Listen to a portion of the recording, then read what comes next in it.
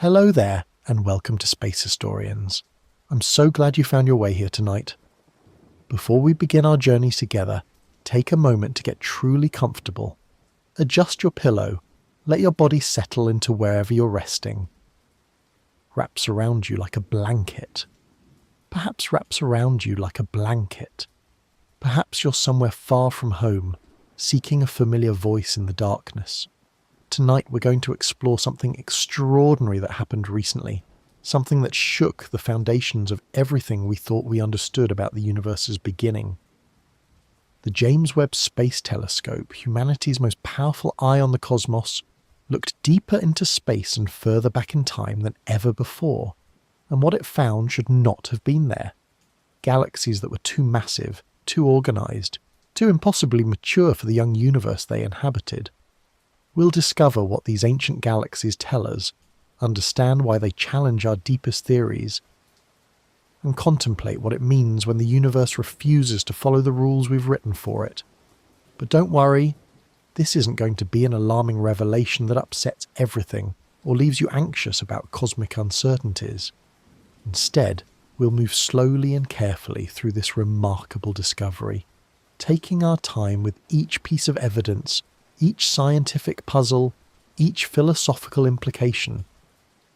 By the end, I think you'll find a deep sense of wonder at how much there still is to learn, and a peaceful appreciation for the beautiful mysteries that remain. If you enjoy these calm explorations of the cosmos, a like and subscribe really helps reach others seeking the same peaceful way to end their day.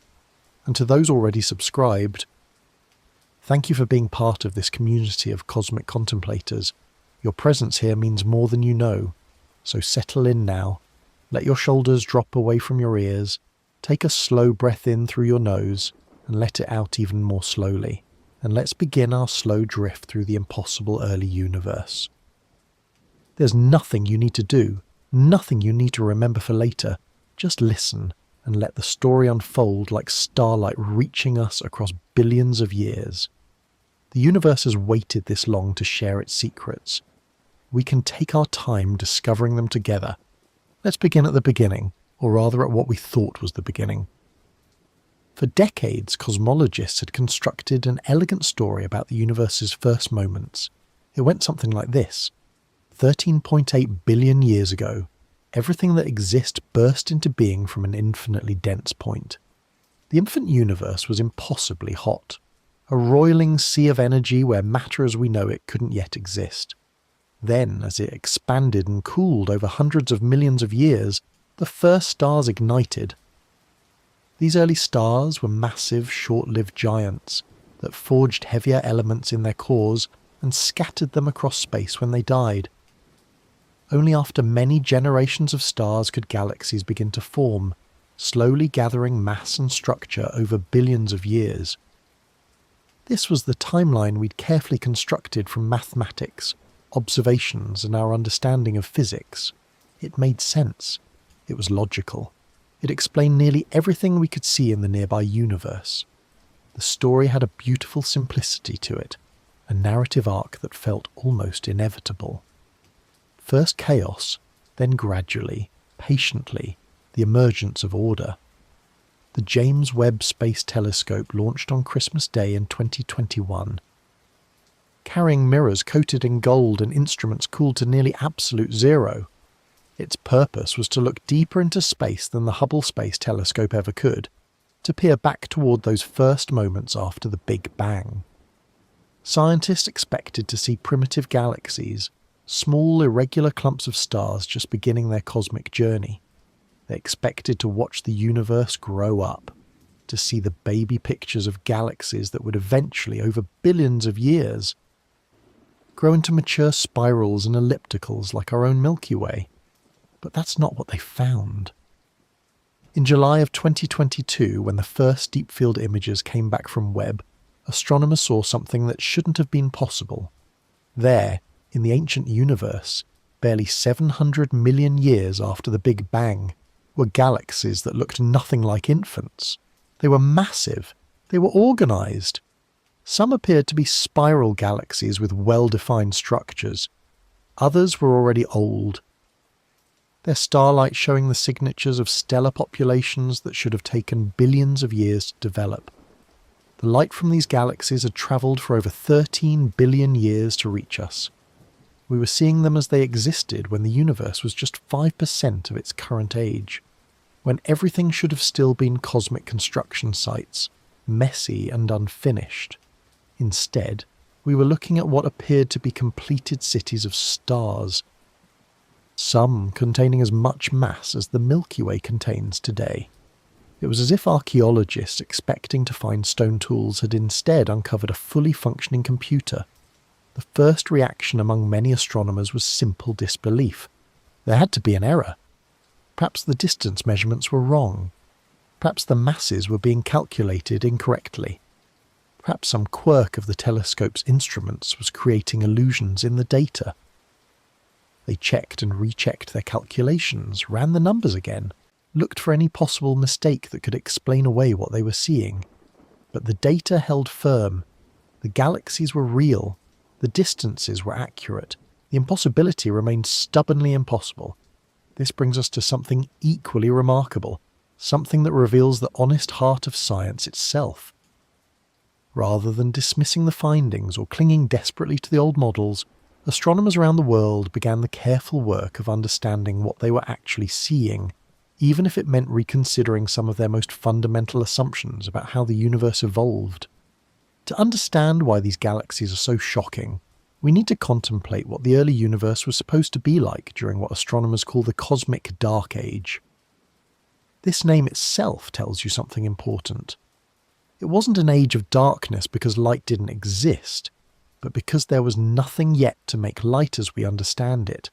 No stars burning hydrogen into helium, no galaxies shining across the void. Immediately after the Big Bang, the universe was opaque, filled with a hot plasma of particles that light couldn't travel through freely. Imagine trying to see through fog so thick that it's almost solid, and you'll have some sense of what those first moments were like.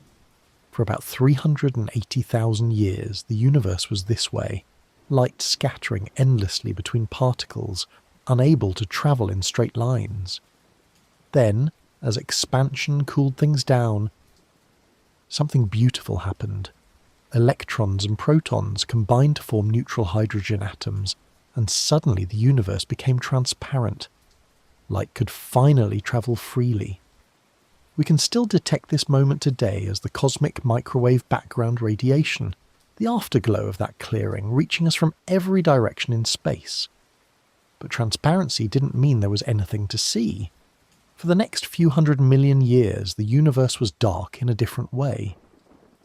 It was filled primarily with hydrogen gas, neutral and unreactive, drifting in vast clouds throughout space.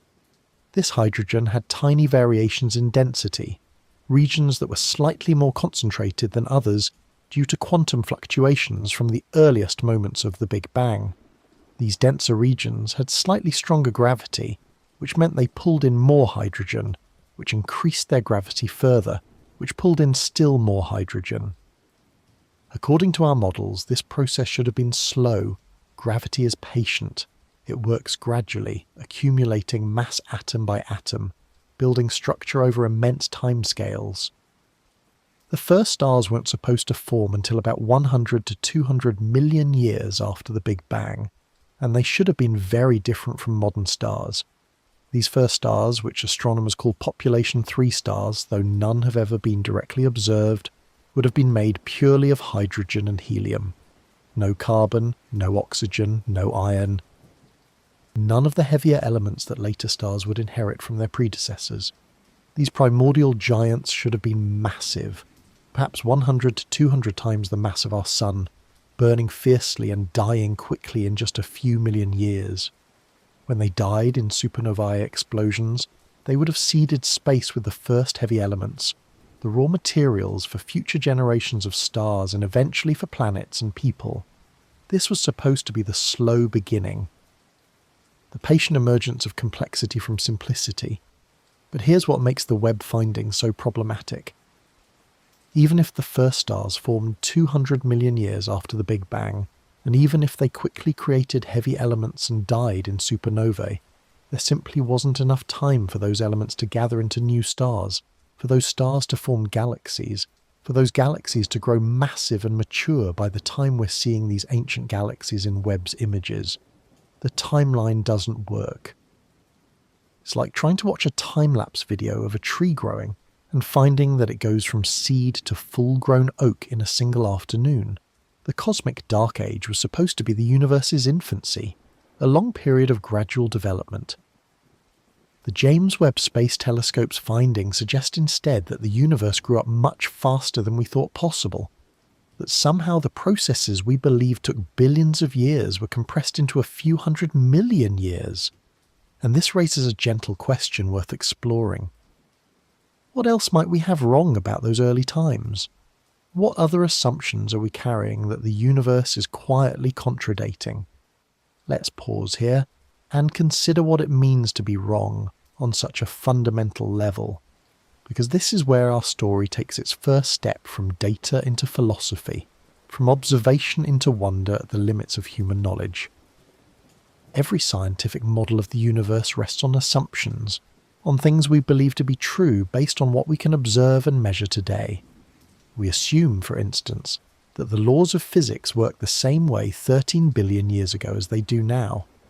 We assume that gravity pulled matter together in the early universe just as it does in the modern cosmos. We assume that stars formed through the same basic processes then as they do today.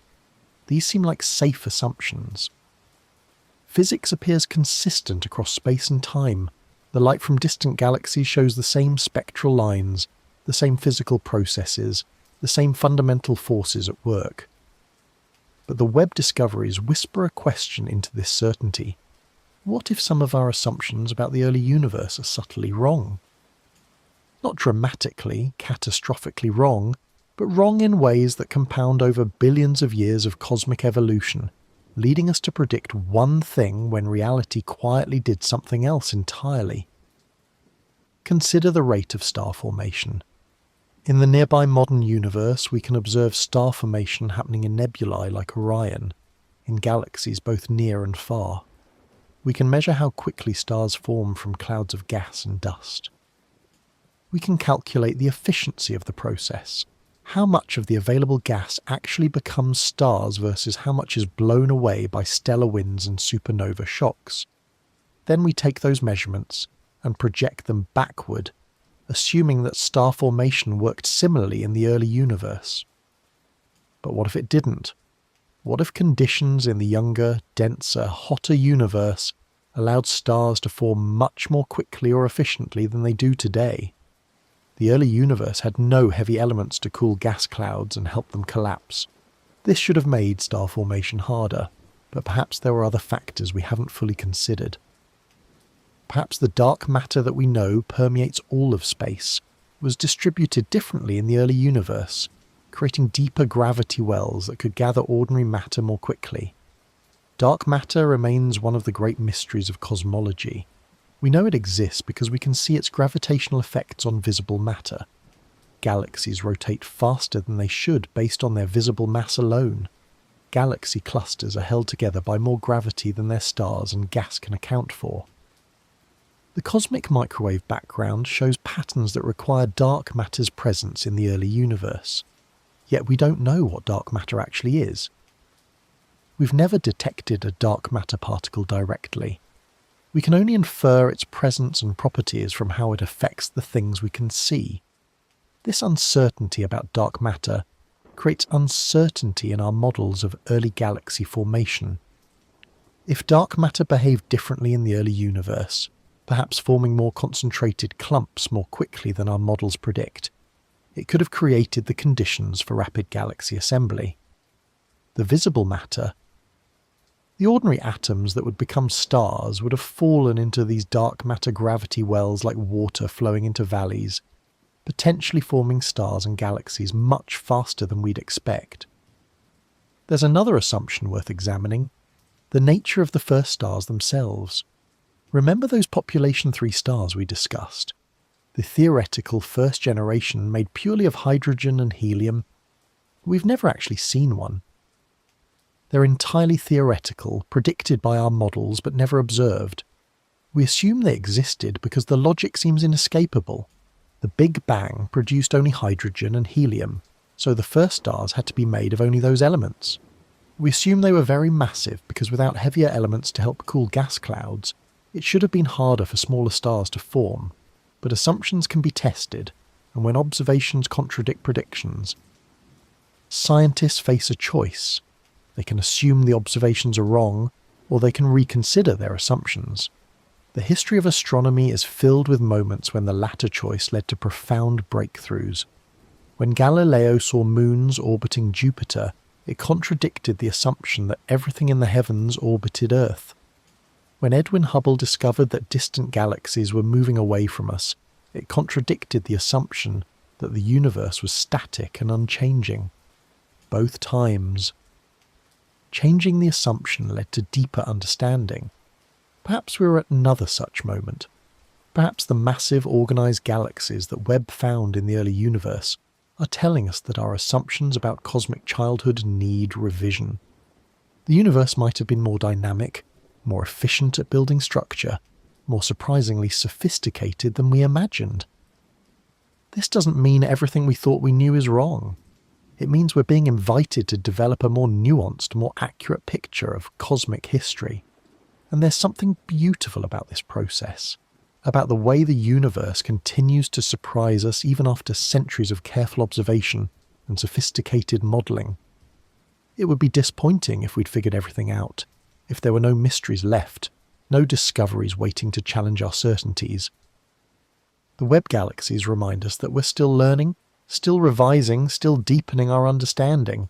We're not at the end of discovery. We're not even at the beginning of the end. We're at the end of the beginning, and that's a hopeful place to be. Which brings us gently to the question of what exactly these impossible galaxies look like, and what their structures tell us about how they formed. When astronomers first analysed the Webb deep field images in detail, they weren't just shocked by the fact that mature galaxies existed so early. They were shocked by what kinds of galaxies they were seeing. Some appeared to be disk galaxies, flattened structures rotating like cosmic pinwheels. Others seemed to be early versions of elliptical galaxies, rounded collections of stars with no clear rotational pattern. A few even showed hints of spiral structure, arms of stars and gas winding outward from bright central cores. In our modern universe, galaxy shapes tell us about their history. Spiral galaxies like the Milky Way are relatively young and active, still forming new stars from fresh gas. Elliptical galaxies are usually older, having used up most of their gas in ancient bursts of star formation, leaving behind populations of aging stars. We thought this difference reflected billions of years of evolution. The galaxies started as irregular clumps and slowly, over enormous stretches of time, settled into the shapes we observe today. But Webb's images suggest that galaxies achieve these mature forms much more quickly than expected. It's as if the universe didn't need practice, didn't need billions of years to learn how to make elegant structures. Somehow, in just a few 100 million years after the first stars formed, gravity and gas dynamics were already creating the same kinds of shapes and structures that we see in galaxies today. Let's contemplate what this means physically. For a disk galaxy to form, gas has to settle into a rotating plane. This happens because of conservation of angular momentum, a fundamental principle of physics that says rotating things tend to flatten into disks over time. We see this everywhere in the universe, in solar systems forming from clouds of gas around young stars, in the rings of Saturn, in the accretion disks around black holes. It's a natural consequence of rotation and gravity working together. But this process should take time. Gas clouds have to collapse. Conservation of angular momentum has to spin them up. Collisions between gas particles have to flatten the structure into a disk. In our models of galaxy formation, we thought this took billions of years of gradual settling and organising. Yet Webb shows us disk galaxies that appear to have completed this process when the universe was less than 1 billion years old. The settling happened faster. The organisation emerged more quickly. The universe was efficient in ways we hadn't anticipated. The most massive of these early galaxies contained somewhere between 10 billion and 100 billion times the mass of our Sun.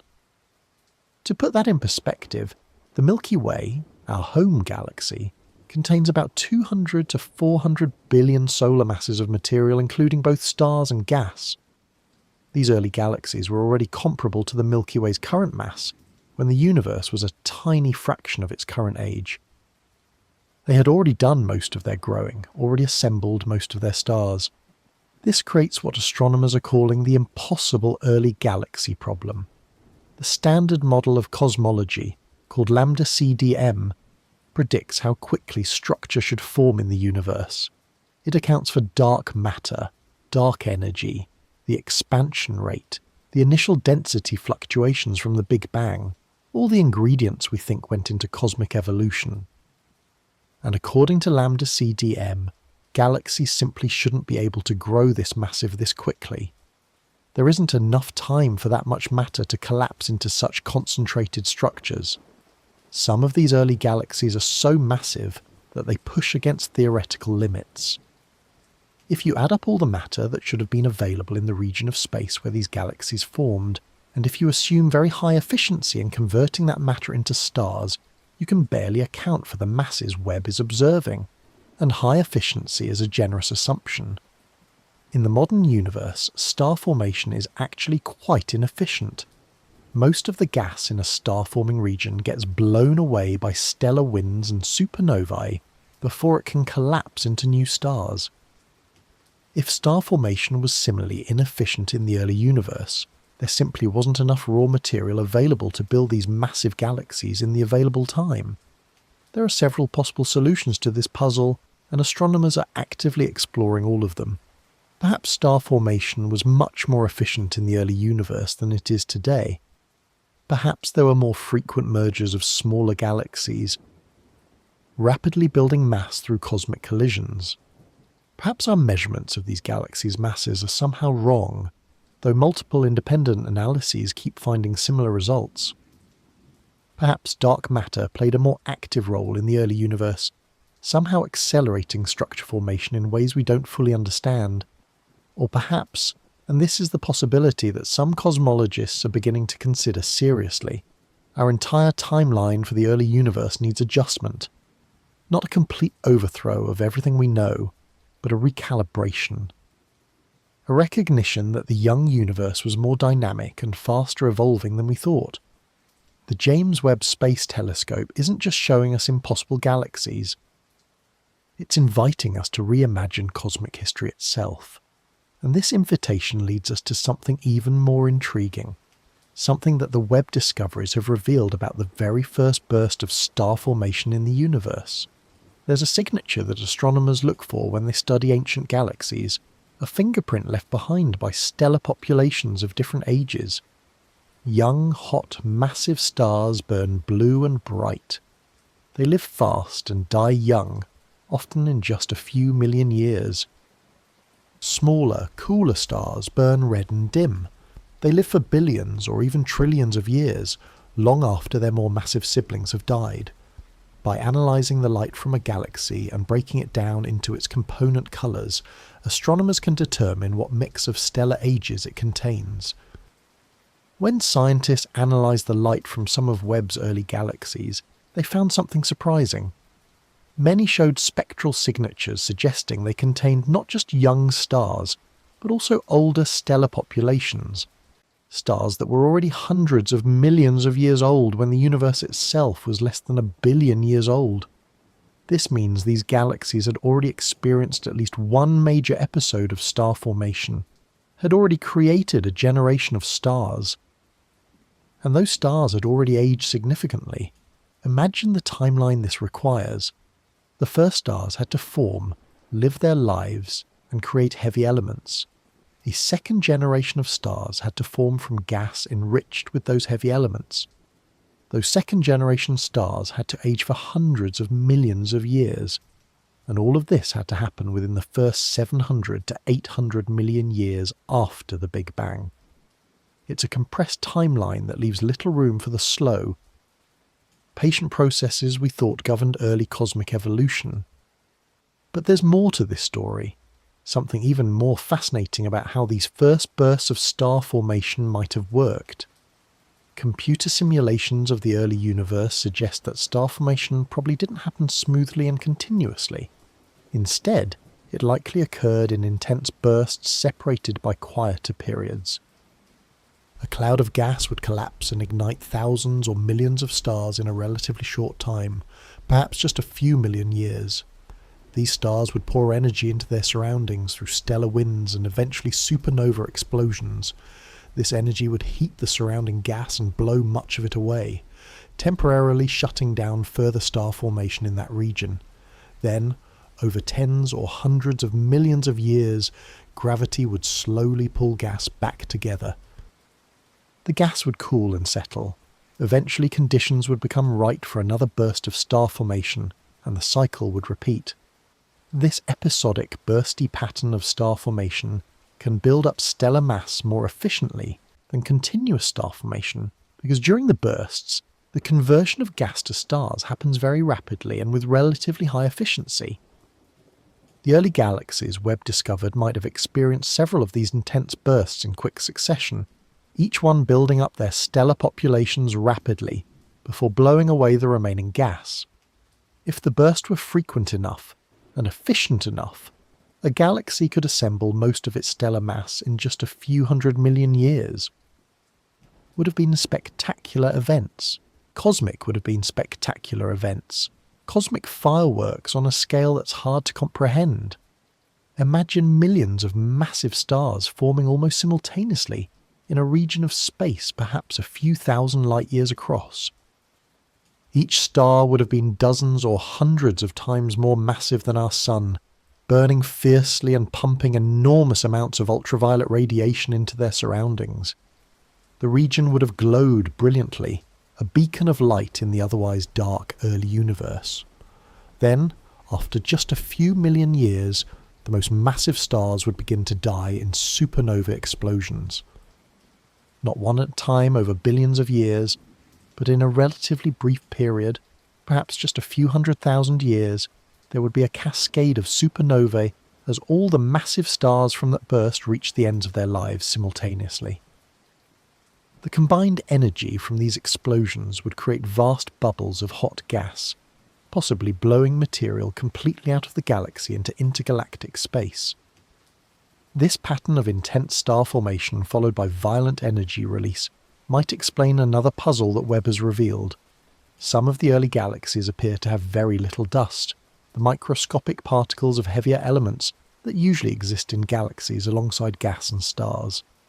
In the modern universe, dust is abundant in star-forming galaxies. It's created in the atmospheres of dying stars and in supernova explosions, and it plays an important role in cooling gas clouds and helping new stars form. But if the early galaxies were experiencing powerful bursts of star formation, followed by supernova-driven winds, those winds might have blown much of the dust out of the galaxies before it could accumulate. The picture emerging from Webb's observations is of an early universe that was violent, dynamic, and efficient in ways we hadn't fully anticipated. The galaxies weren't quietly, patiently assembling themselves over billions of years. They were being built in intense episodes of activity separated by quieter periods, growing quickly through bursts rather than gradually through steady accumulation. It's a more dramatic story than we thought, but also a more efficient one, potentially explaining how these galaxies could become so massive so quickly.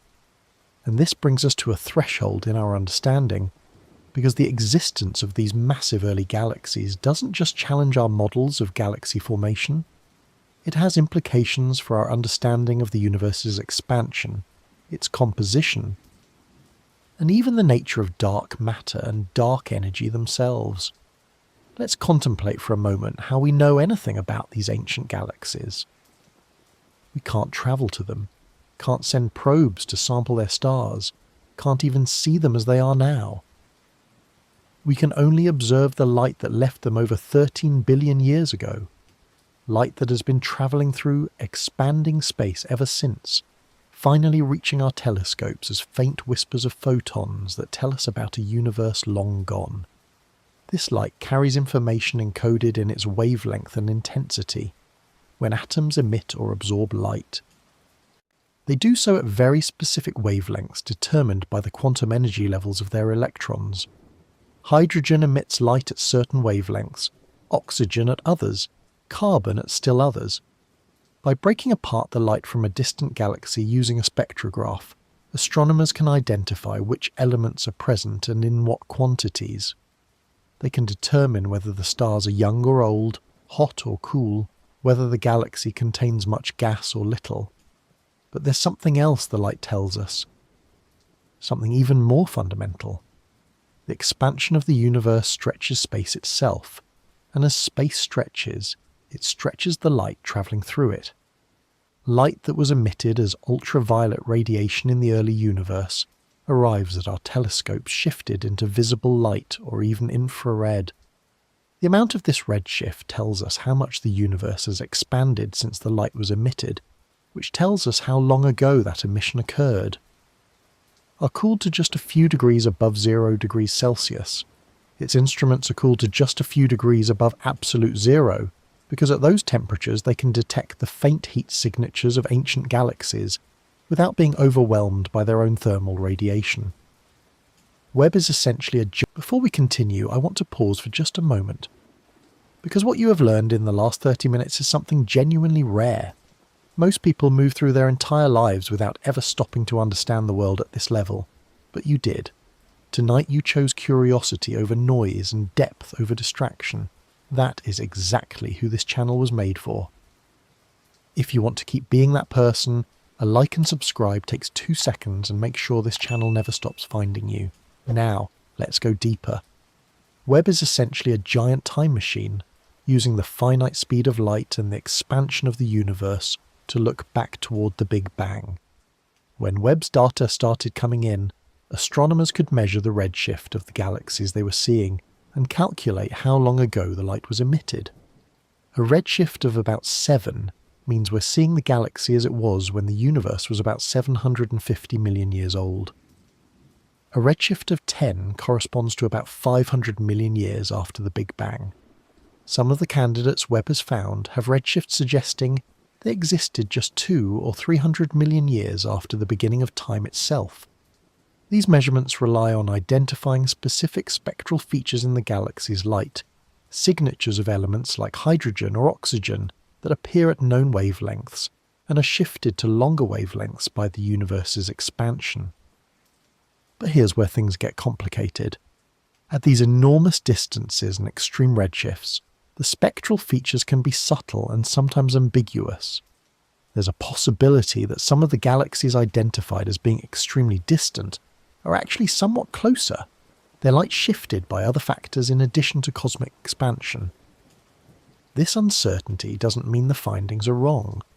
Multiple independent techniques are being used to confirm the distances to these galaxies, and most of them continue to place the galaxies at very early times. But it does mean we need to be careful about our certainty. Science works by building confidence through repeated verification, through different methods all pointing to the same conclusion. The Webb findings are still relatively new, measured in months and years rather than decades. Our understanding will refine as more data comes in, as more galaxies are analysed, as more confirmation observations are made.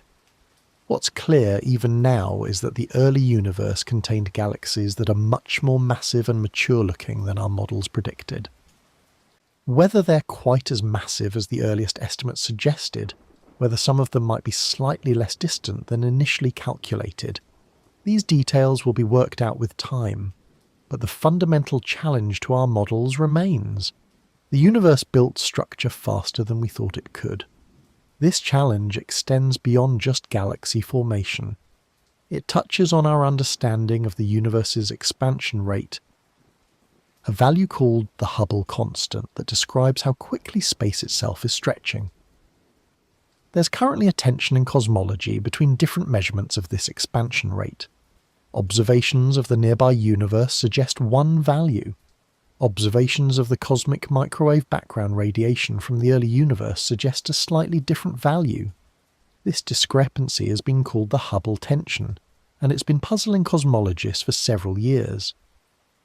The Webb discoveries add another dimension to this puzzle. If galaxies formed faster than our models predict, it might mean the early universe was denser or had different properties than we thought, which could affect our calculations of how fast it was expanding. Or it might mean that our models of how matter clumps together under gravity need adjustment, which could also affect expansion rate estimates. The pieces are all connected. Change one part of the cosmic puzzle, and ripples spread through our entire picture of how the universe works. Let that thought settle as we move toward considering what these findings might mean for the mysterious dark matter that shapes cosmic structure. Dark matter remains one of the most profound mysteries in all of physics. We know it exists because we can see its effect everywhere we look in the universe.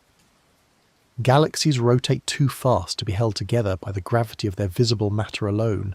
The stars and gas at the outer edges of spiral galaxies orbit at speeds that should fling them into intergalactic space if the only gravity acting on them came from the visible stars and gas. Yet they remain bound to their galaxies, held in place by the gravitational pull of something we cannot see. In galaxy clusters, the situation is even more dramatic. These enormous structures contain hundreds or thousands of galaxies, all held together by gravity. When astronomers add up all the mass in stars and gas that they can observe in a cluster and calculate how much gravity that mass produces, they find it's not nearly enough to keep the cluster bound. There must be additional mass present, about 5 to 6 times as much mass as exists in ordinary matter, contributing gravity but not emitting or absorbing light. This invisible mass is what we call dark matter, and it appears to make up about 85% of all the matter in the universe. The ordinary matter that makes up stars, planets and people, the matter we can see and touch and study directly, constitutes only about 15% of the universe's total matter content. We are, in a very real sense, living in a universe dominated by something we have never directly detected. Cosmologists have spent decades developing models of how dark matter behaves and how it shapes the formation of structure in the universe. These models suggest that dark matter formed the scaffolding upon which galaxies assembled. In the early universe, dark matter began clumping together under its own gravity faster than ordinary matter could, because dark matter doesn't interact with light or with itself, except through gravity. It doesn't emit radiation, doesn't absorb radiation, doesn't collide with other dark matter particles in the way ordinary atoms collide with each other. This meant dark matter could collapse into dense halos, regions where its gravity was strong, without any of the complications that affect ordinary matter. Ordinary matter heats up when it collapses, and that heat creates pressure that resists further collapse. Ordinary matter radiates away energy and cools down, which allows it to collapse further, but this cooling takes time. Dark matter, by contrast, could simply fall together under gravity without heating, cooling or radiating, efficiently creating the gravity wells that would eventually trap ordinary matter and form galaxies. According to our models, these dark matter halos formed hierarchically, with small halos forming first and then merging together over time to create larger halos. Small halos would attract ordinary matter, forming small proto-galaxies. These proto-galaxies would merge with each other, building progressively larger galaxies in a cosmic construction process that should have taken billions of years. This hierarchical assembly is a fundamental prediction of our understanding of how structure forms in a universe dominated by dark matter and dark energy. But the massive early galaxies that Webb discovered challenge this hierarchical picture, or at least challenge our timeline for how quickly it occurred. If galaxies assembled hierarchically through mergers, and if each merger took significant time to settle down and digest, then building the massive galaxies Webb sees should have required more time than was available in the early universe. Either the mergers happened more frequently and more rapidly than our models predict, or there's something about the early universe that allowed matter to collapse more efficiently into large structures. One possibility astronomers are exploring is that dark matter halos in the early universe were more concentrated than current models suggest. If the halos had steeper density profiles, meaning their centres were much denser than their outer regions, they would have created deeper gravitational wells that could have pulled ordinary matter together more quickly and efficiently. This would have accelerated galaxy formation, potentially explaining how such massive galaxies could appear so early. Another possibility involves the nature of dark matter itself. Current models assume dark matter is quote, _0, meaning it consists of particles that move relatively slowly compared to the speed of the light. Cold dark matter clumps efficiently on small scales, forming many small halos that then merge to build larger structures. But what if dark matter has properties we haven't yet discovered? What if it interacts with itself in subtle ways we haven't detected? Such self-interactions could affect how quickly dark matter halos form and merge, potentially accelerating structure formation in the early universe. There's also the question of dark matter's relationship with ordinary matter in the early universe. We know that in the modern cosmos, dark matter and ordinary matter have reached a stable balance in galaxies. The ordinary matter has settled into the centres of dark matter halos, forming stars and planets. But how did this arrangement first come about? How efficiently did ordinary matter fall into dark matter halos in the early universe? If the efficiency was higher than our models assume, it could help explain rapid galaxy formation. These questions about dark matter don't have simple answers yet. We're still discovering what dark matter is, still building detectors to try to catch dark matter particles, interacting with ordinary matter in laboratory experiments. We've built sensitive detectors deep underground, shielded from cosmic rays, waiting to see if a dark matter particle will occasionally collide with an atomic nucleus and create a tiny flash of light or heat. So far, despite decades of effort, we haven't detected such collisions. Dark matter remains stubbornly invisible and untouchable, affecting the universe through gravity alone. The James Webb findings might be telling us that we need to revise our models of how dark matter and ordinary matter interacted in the early universe, or they might be revealing something about dark matter's fundamental properties that we haven't yet understood.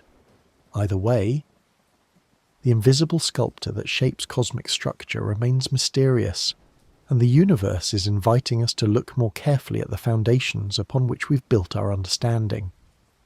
And this connects to something equally important about the universe's expansion and the mysterious dark energy that drives it. While dark matter pulls the universe together through gravity, there's another mysterious component pushing it apart. In 1998, two teams of astronomers studying distant supernovae made a discovery that would earn them the Nobel Prize and fundamentally change our understanding of the universe's fate. They found that the universe's expansion is not slowing down as gravity pulls matter together. Instead, it's speeding up. The universe is expanding faster and faster over time, accelerated by something we call dark energy. This discovery was completely unexpected. Ever since Edwin Hubble first measured the expansion of the universe in 1929, cosmologists had assumed that gravity would gradually slow the expansion, that the mutual gravitational attraction of all the matter in the universe would act as a cosmic brake. The question was whether there was enough matter to eventually stop the expansion and cause the universe to recollapse in a big crunch, or whether it would expand forever, gradually slowing but never quite stopping. The supernova observations revealed a third possibility that no one had seriously considered. The expansion is accelerating, which means there must be something in the universe that creates a kind of anti-gravity, a repulsive effect that pushes space apart. This something is what we now call dark energy, and it appears to make up about 68% of the universe's total energy content. Combined with dark matter at about 27%, this means that the ordinary matter we can see and study directly makes up less than 5% of everything that exists. Dark energy behaves very strangely. Grows. More dark energy comes into grows. More dark energy comes into existence or becomes active, filling the new space with the same energy density as the old space. This means its total energy increases as the universe expands, which is not how energy normally works. It's as if you filled a balloon with water and found that as you inflated the balloon, more water mysteriously appeared to maintain the same concentration. The nature of dark energy is perhaps an even deeper mystery than the nature of dark matter. Dark matter at least behaves like matter in some ways. It has mass, it clumps together through gravity, it forms structures. Dark energy doesn't clump at all. It seems perfectly uniform throughout space, exerting the same outward pressure everywhere. Some theories suggest it's a property of space itself, a kind of energy inherent in the fabric of the vacuum. Einstein's equations of general relativity allow for such a thing, called the cosmological constant, though Einstein himself initially dismissed the idea. Now let's connect this to the early universe and the galaxies Webb discovered. Dark energy's effects were negligible in the early universe, when matter was much denser and dominated the cosmic energy budget. Eventually about 5 to 6 billion years ago, dark energy became dominant, and the universe's expansion began to accelerate. This transition from deceleration to acceleration had important consequences for structure formation. In a decelerating universe, matter has more time to clump together before expansion carries it apart. In an accelerating universe, expansion starts to win against gravity, making it harder for new large structures to form. This is part of why the modern universe, dominated by dark energy, seems to be in a late stage of structure formation, with most of the major galaxy building already completed in the past. But here's where the Webb galaxies create an interesting puzzle. If structure formed as rapidly in the early universe as Webb's observations suggest, it might mean that dark energy played a different role than we thought, or that its properties varied over cosmic time. Most models assume dark energy's density has remained constant throughout cosmic history, but this assumption might need to be examined. If dark energy was weaker in the early universe, or if it became significant at a different time than we think, it could affect our calculations of how quickly structure could form. There's also a connection to the Hubble tension I mentioned earlier. The rate at which the universe is currently expanding depends partly on dark energy's properties. If dark energy has been slightly different from what our models assume, it could help explain why different measurements of the expansion rate give slightly different results. The Webb findings add to a growing sense in cosmology that we might need to revise our understanding of dark energy's behaviour over cosmic time. These revisions wouldn't necessarily mean our fundamental picture is wrong. They might simply mean we need a more sophisticated model, one that accounts for variations or complexities we haven't yet included. Science progresses this way, refining and improving models as new observations reveal details that previous observations missed. The universe is complicated, and it would be surprising if our first attempts to model it captured every nuance perfectly. What's remarkable is how much we have figured out despite working with such limited information. We can't directly see dark matter or dark energy. We can only infer their existence and properties from their effects on things we can observe. It's like trying to understand invisible artists by studying the paintings they create, piecing together their techniques and tools from the brushstrokes visible on the canvas. That we've built models that work as well as they do, that accurately predict so many observations, is a testament to the power of careful observation and mathematical reasoning. But the universe keeps reminding us that there's always more to learn, always deeper mysteries waiting beneath the surface of what we think we understand. Behind every cosmological model lies mathematics, equations that describe how gravity pulls matter together, how space expands over time, how energy and matter relate to each other. These equations are built on Einstein's general theory of relativity, published in 1915, which describes gravity not as a force but as a curvature of space-time itself. Mass and energy curve space-time, and objects moving through curved space-time follow paths that appear to us as gravitational attraction. Einstein's equations are beautiful in their mathematical structure, but they're also notoriously difficult to solve exactly, except in very special simplified situations. The universe as a whole, filled with matter and energy distributed in complex ways, requires approximations and numerical simulations to model accurately. Cosmologists make simplifying assumptions to make the math tractable. They assume the universe is homogeneous and isotropic, meaning it looks roughly the same in all directions and in all locations when viewed on the larger scales. This assumption is well supported by observations and allows the equations to be solved.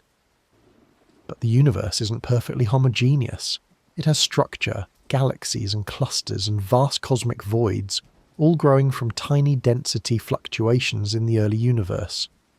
Modelling how these structures grow requires additional layers of mathematics and often requires powerful computers to simulate the complex interactions of dark matter, ordinary matter, and dark energy over billions of years of cosmic evolution. These simulations have become incredibly sophisticated. Modelling the birth and death of stars, the mergers of galaxies, the flows of gas through cosmic filaments, all in virtual universes that emerge from the fundamental equations of physics. The lambda CDM model, our standard cosmological model, is the result of decades of refinement of these simulations and observations. Lambda represents dark energy, Einstein's cosmological constant, and CDM stands for cold dark matter. The model includes about 6 fundamental parameters that describe the universe: the density of dark matter, the density of ordinary matter, the density of dark energy, the rate of expansion, the amplitude of the initial density fluctuations, and the way those fluctuations vary with scale. Of the universe, cosmologists have arrived at a value of about 27 degrees Celsius for the temperature of the cosmic microwave background radiation of the universe. Cosmologists have arrived at a model that fits an enormous range of data remarkably well. It predicts the abundances of the lightest elements created in the Big Bang. It explains the patterns we see in the cosmic microwave background. It describes how structure grows over time in ways that match observations of galaxies at different distances and epochs. But the model makes predictions that can be tested with new observations, and this is where the James Webb Space Telescope comes in. Webb's ability to see the earliest galaxies provides a test of lambda CDMs, predictions about structure formation in the young universe. And as we've seen, the early massive galaxies Webb discovered don't quite match what the standard model predicts. They're more massive, more mature-looking, more common than they should be, according to our simulations. This doesn't necessarily mean lambda CDM is wrong. It might mean that some of the assumptions that go into the simulations need adjustment. Perhaps star formation efficiency was different in the early universe. Perhaps galaxy mergers happened more frequently than the simulations predict. Perhaps there are subtle effects of dark matter's behaviour that we haven't fully modelled. Each of these adjustments would require changing some aspect of how we implement the mathematics, how we translate the fundamental equations into computational models that predict what Webb should see.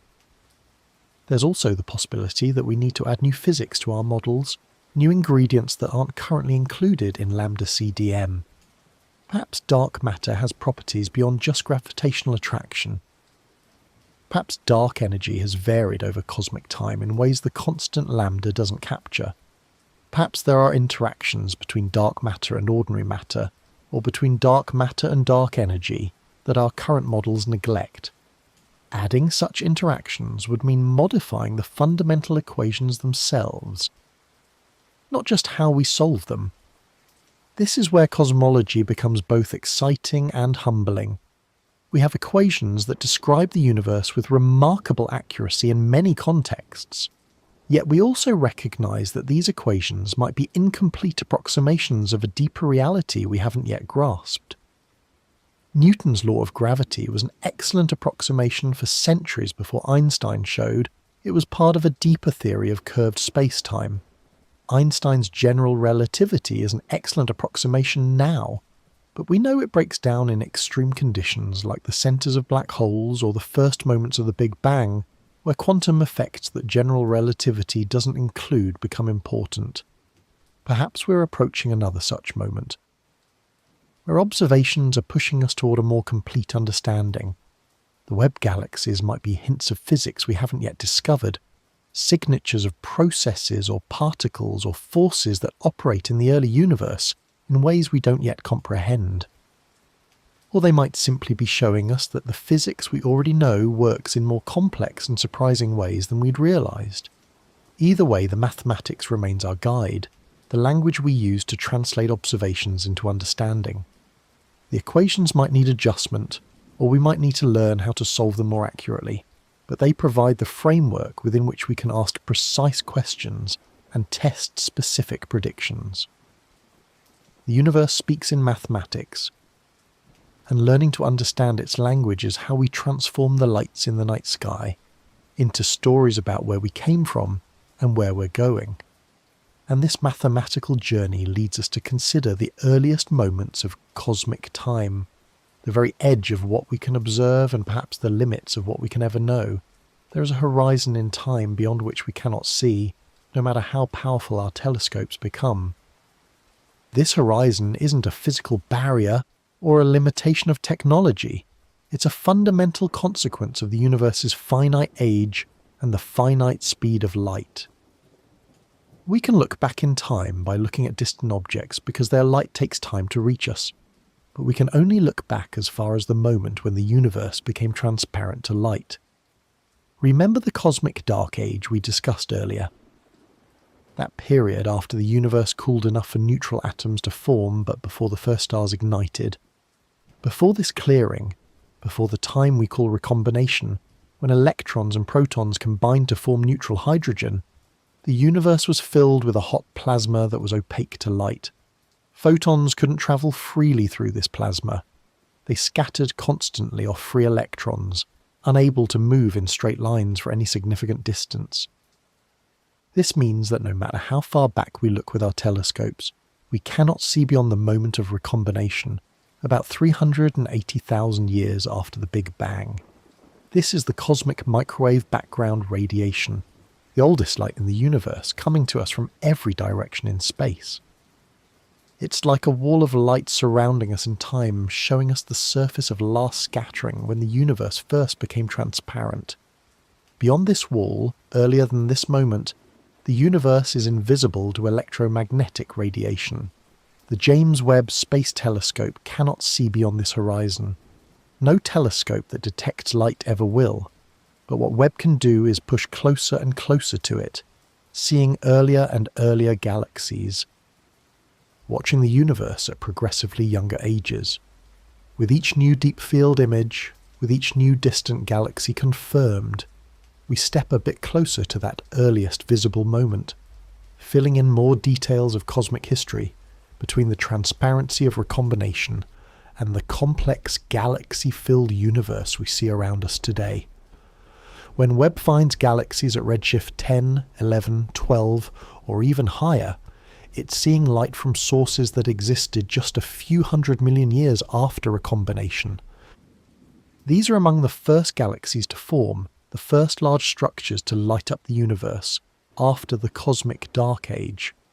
They're not the absolute first stars, which probably formed individually or in small clusters before galaxies assembled, but they're close to the beginning of cosmic structure as we understand it. Each discovery pushes our observational boundary closer to that fundamental horizon, and each one tests our theories about what should exist at these early times. The fact that we're finding massive organised galaxies so close to the beginning is telling us something important about those earliest epochs. It's suggesting that the transition from the smooth, nearly uniform universe, revealed by the cosmic microwave background, to the structured galaxy-filled universe we inhabit today, happened more quickly and dramatically than we expected. But there's a limit to what light can tell us about the very early universe. To probe earlier than recombination, astronomers need different messengers than photons. Gravitational waves, ripples in space-time itself, can travel unimpeded through matter that would block light. Future gravitational wave detectors might be able to detect waves from the earliest moments after the Big Bang, from cosmic inflation if it occurred, carrying information about conditions when the universe was less than a second old. Neutrinos, nearly massless particles that interact extremely weakly with matter, also travel through the opaque early universe relatively unaffected.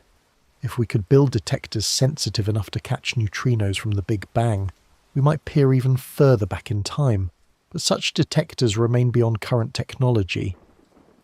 Perhaps forever beyond it, given the overwhelming number of other neutrinos filling space.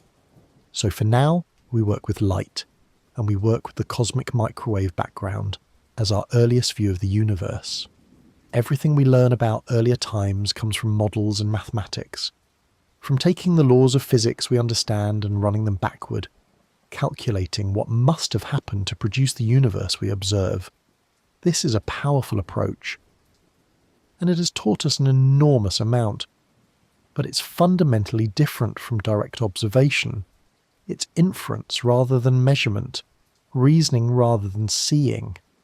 The Webb galaxies exist in that crucial window between what we can calculate and what we can see, between the predictions of our models and the observations that test them. They're close enough to the cosmic microwave background to constrain theories about the earliest structure formation. They're visible enough to be studied in detail, their properties measured and catalogued. They're the Rosetta Stone of early cosmic history, connecting the smooth universe of the cosmic microwave background to the complex structured cosmos around us. And yet they're telling us that the translation isn't quite what we expected, that the story connecting those early conditions to these ancient galaxies contains chapters we haven't yet read, or perhaps haven't yet written. The universe at the edge of observation is proving to be more surprising, more sophisticated, more resistant to our simple narratives than we hoped. It's inviting us to look harder, think deeper, question our assumptions more carefully. This invitation is a gift, really. It means there's still mystery in the cosmos, still discoveries waiting, still moments of wonder and revision ahead. The universe hasn't given up all its secrets. It's still teaching us, still challenging us, still revealing that our understanding, however impressive, remains incomplete. And this incompleteness is what makes the journey worthwhile, what keeps astronomers awake at night, building better instruments and running better simulations and asking better questions. Let's rest here for a moment with this thought before we turn our attention to the specific galaxies Webb has found and the stories they individually tell. Among the early galaxies Webb discovered, several have captured particular attention from astronomers and received informal names that reflect their significance or appearance. One of these is called Glass Z13. Spotted in Webb's first deep field images in what's known as the GRISM Lens Amplified Survey from Space. The __quote_1__ in its name refers to redshift, and the number 13 indicates the approximate redshift value, suggesting this galaxy existed when the universe was just 300 million years old. Glass 13 appears as a small, reddish smudge in Webb's images, unremarkable to the untrained eye but profoundly significant to cosmologists. Its light has been travelling for over 13.4 billion years to reach us, stretched from ultraviolet and visible wavelengths into the infrared by the universe's expansion. By analysing this ancient light, astronomers determined that Glass Z13 contains 1 billion times the mass of our Sun in stars. Possibly more. For a galaxy to have assembled that much stellar mass in just 300 million years is challenging to explain with conventional models. What makes Glass Z13 particularly intriguing is its apparent compactness. Based on the distribution of light in Webb's images, the galaxy appears to be quite small, perhaps just a few hundred light years across. For comparison, the Milky Way is about 100,000 light years in diameter. This compact size with relatively high mass means Glass Z13 was extremely dense, with stars packed much more tightly together than in modern galaxies. If you lived on a planet in Glass Z13, your night sky would be spectacular, filled with far more bright stars than we see in our own galaxy. This density has implications for the galaxy's evolution. In such a compact, mass-dense environment, stars would have strong gravitational interactions with each other. Close encounters between stars would be relatively common compared to the modern Milky Way, where stars are separated by vast distances and rarely come close to one another. These stellar interactions could transfer energy and momentum, potentially ejecting some stars from the galaxy entirely while causing others to sink toward the centre. The galaxy's compactness also suggests it might be in an early stage of formation, having not yet had time to spread out and settle into a more extended structure. Or it might represent a dense building block that would eventually merge with other similar objects to create a larger galaxy. We're seeing it at a moment in its history, frozen in time by the finite speed of light, and we can only speculate about what became of it over the following 13 billion years. Is it still out there, aged and evolved into something we might recognise? Has it merged with others to become part of a massive elliptical galaxy? We may never know its individual fate, but we can learn from its existence about how galaxies in general formed and grew. Alongside Glass as Z13, astronomers found Glass Z11, another early galaxy with a redshift suggesting it existed about 400 million years after the Big Bang. This galaxy is somewhat less massive than Z13, but still contains several hundred million solar masses of stars. Together, these two galaxies provided early confirmation that Webb was indeed capable of finding and studying galaxies from the universe's first few 100 million years, achieving one of the telescope's primary scientific goals. The confirmation of these galaxies required careful spectroscopic analysis. Initial distance estimates based on colours and brightness can be uncertain. Galaxies can appear red and distant looking for reasons other than extreme redshift. Dust can make a galaxy appear redder than it actually is. Certain types of stars can create colour patterns that mimic high redshift galaxies. To confirm the distances definitively, astronomers needed to detect specific spectral features in the galaxy's light and measure their exact wavelengths. This spectroscopic confirmation is time-consuming work that requires many hours of observation time with Webb's instruments. The galaxies are so faint that gathering enough light to create a detailed spectrum requires pointing the telescope at them for extended periods, sometimes tens of hours. But this investment of time yields certainty. When astronomers can identify specific emission lines from hydrogen or oxygen and measure how much they've been redshifted, they know with confidence how far away the galaxy is and how long its light has been travelling. For Glass's 13 and several other candidate early galaxies, this confirmation process has been completed, and the results consistently support the conclusion that we're seeing galaxies from the universe's first few 100 million years. These aren't mistakes or misidentifications. They're real objects, real galaxies, really that distant and really that early. And their reality means our models really do need to explain how they formed so quickly and grew so massive so soon after the first stars ignited. Which brings us gently to another remarkable galaxy that has challenged our understanding in different ways. A galaxy whose very existence seemed impossible until Webb revealed it shining in the ancient universe. The Cosmic Evolution Early Release Science Survey, mercifully abbreviated to CEERS, is another Webb program designed to study the early universe. In its field of view, astronomers discovered a candidate galaxy with an estimated redshift of about 16, which if confirmed would mean we're seeing it as it existed just 240 million years after the Big Bang.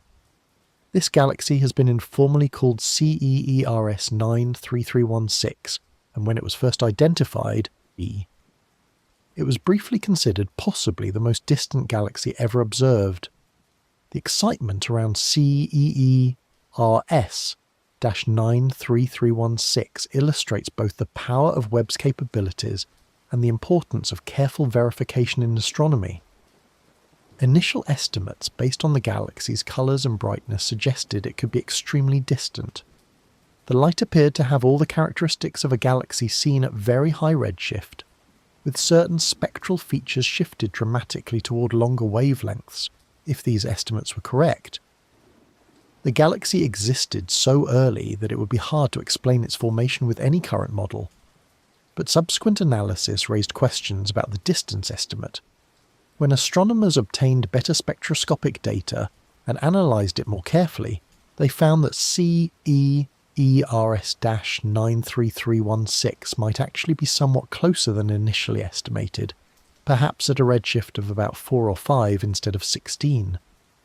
At this more moderate redshift, the galaxy would still be very distant and ancient, existing when the universe was about 1 to 2 billion years old, but it would be much more consistent with standard galaxy formation models. This revision doesn't represent a failure of Webb or of the astronomers studying its data. It represents science working as it should, with initial findings being tested and refined as more data becomes available. Identifying very distant galaxies is challenging work. The galaxies are extremely faint. Their light has been stretched and dimmed by billions of years of cosmic expansion. Distinguishing between a galaxy at redshift 16 and one at redshift 5 based on limited data requires making assumptions about the galaxy's spectral properties, and those assumptions can sometimes be wrong. What matters is that the scientific community engages in this careful verification process, that claims are tested, that uncertainties are acknowledged, and that conclusions are revised when better data warrants it. This self-correcting nature of science is one of its great strengths. No finding is accepted as final truth without extensive verification. Every measurement is subject to refinement. Every model is tested against new observations and adjusted when it falls short. Even if CEERS-93316 turns out to be less distant than first hoped. The CEERS survey has revealed numerous genuine early galaxies that are changing our understanding of cosmic history. These include galaxies at confirmed redshifts of 8, 9, and 10, all massive and mature-looking, all challenging in various ways to explain with existing models. The survey has shown that the early universe was busier and more productive than we expected, that galaxy formation got underway quickly and proceeded efficiently in ways we're still working to understand. One particularly interesting aspect of the CEERS galaxies is their diversity. They're not all the same type.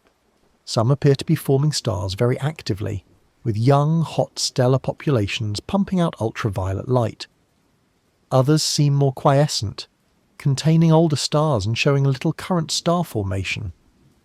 This diversity suggests that even in the young universe, galaxies were already following different evolutionary paths, some building up mass rapidly through vigorous star formation, others having already completed their main growth phase and settling into a more mature state.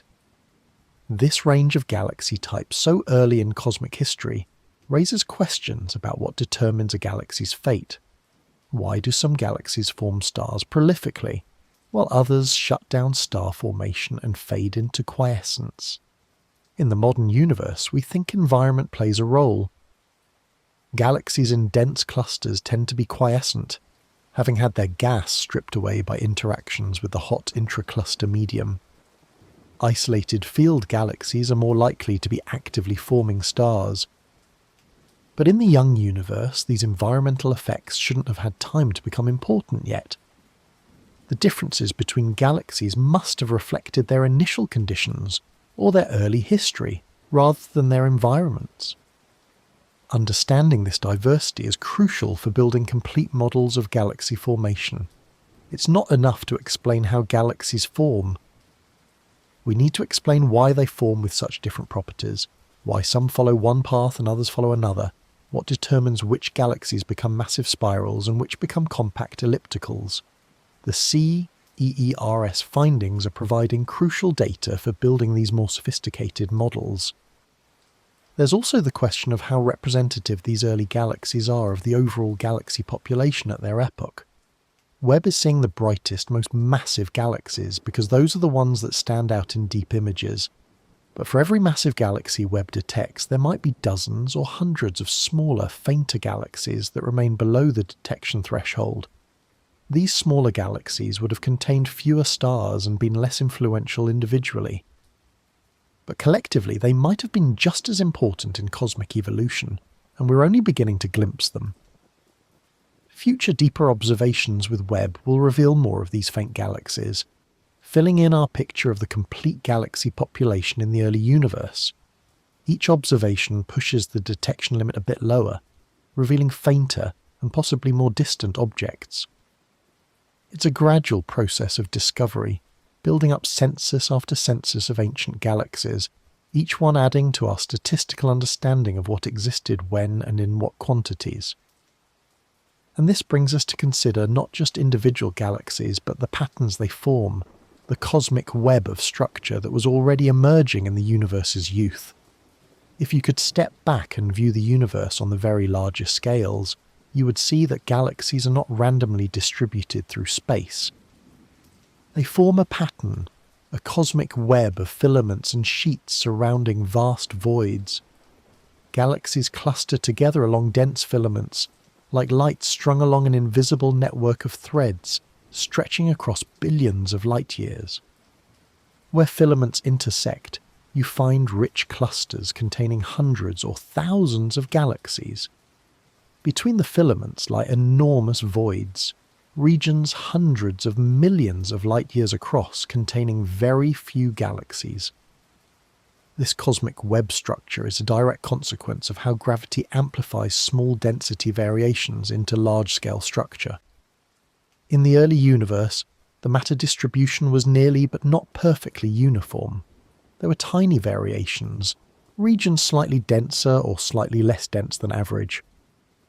These variations were imprinted during cosmic inflation, a period of extremely rapid expansion in the universe's first fraction of a second that stretched quantum fluctuations to cosmic scales. Over hundreds of millions of years, gravity amplified these tiny variations. Denser regions pulled in more matter from their surroundings, becoming denser still. Less dense regions had matter drain out of them toward neighbouring denser regions, becoming even less dense. Gradually. The matter distribution evolved from nearly uniform to highly structured, with matter flowing along gravitational potential gradients, like water flowing downhill, accumulating along filaments and draining out of voids. What the James Webb Space Telescope has begun to reveal is that this cosmic web structure was already emerging remarkably early in cosmic history. Astronomers studying the distribution of galaxies in Webb's deep fields have noticed that even at high redshifts, even when the universe was less than 1 billion years old, galaxies were already showing signs of clustering. They weren't uniformly distributed across the field of view. They tended to appear in groups and chains, hints of the filamentary structure that would become so prominent in the later universe. This early emergence of structure is both expected and surprising.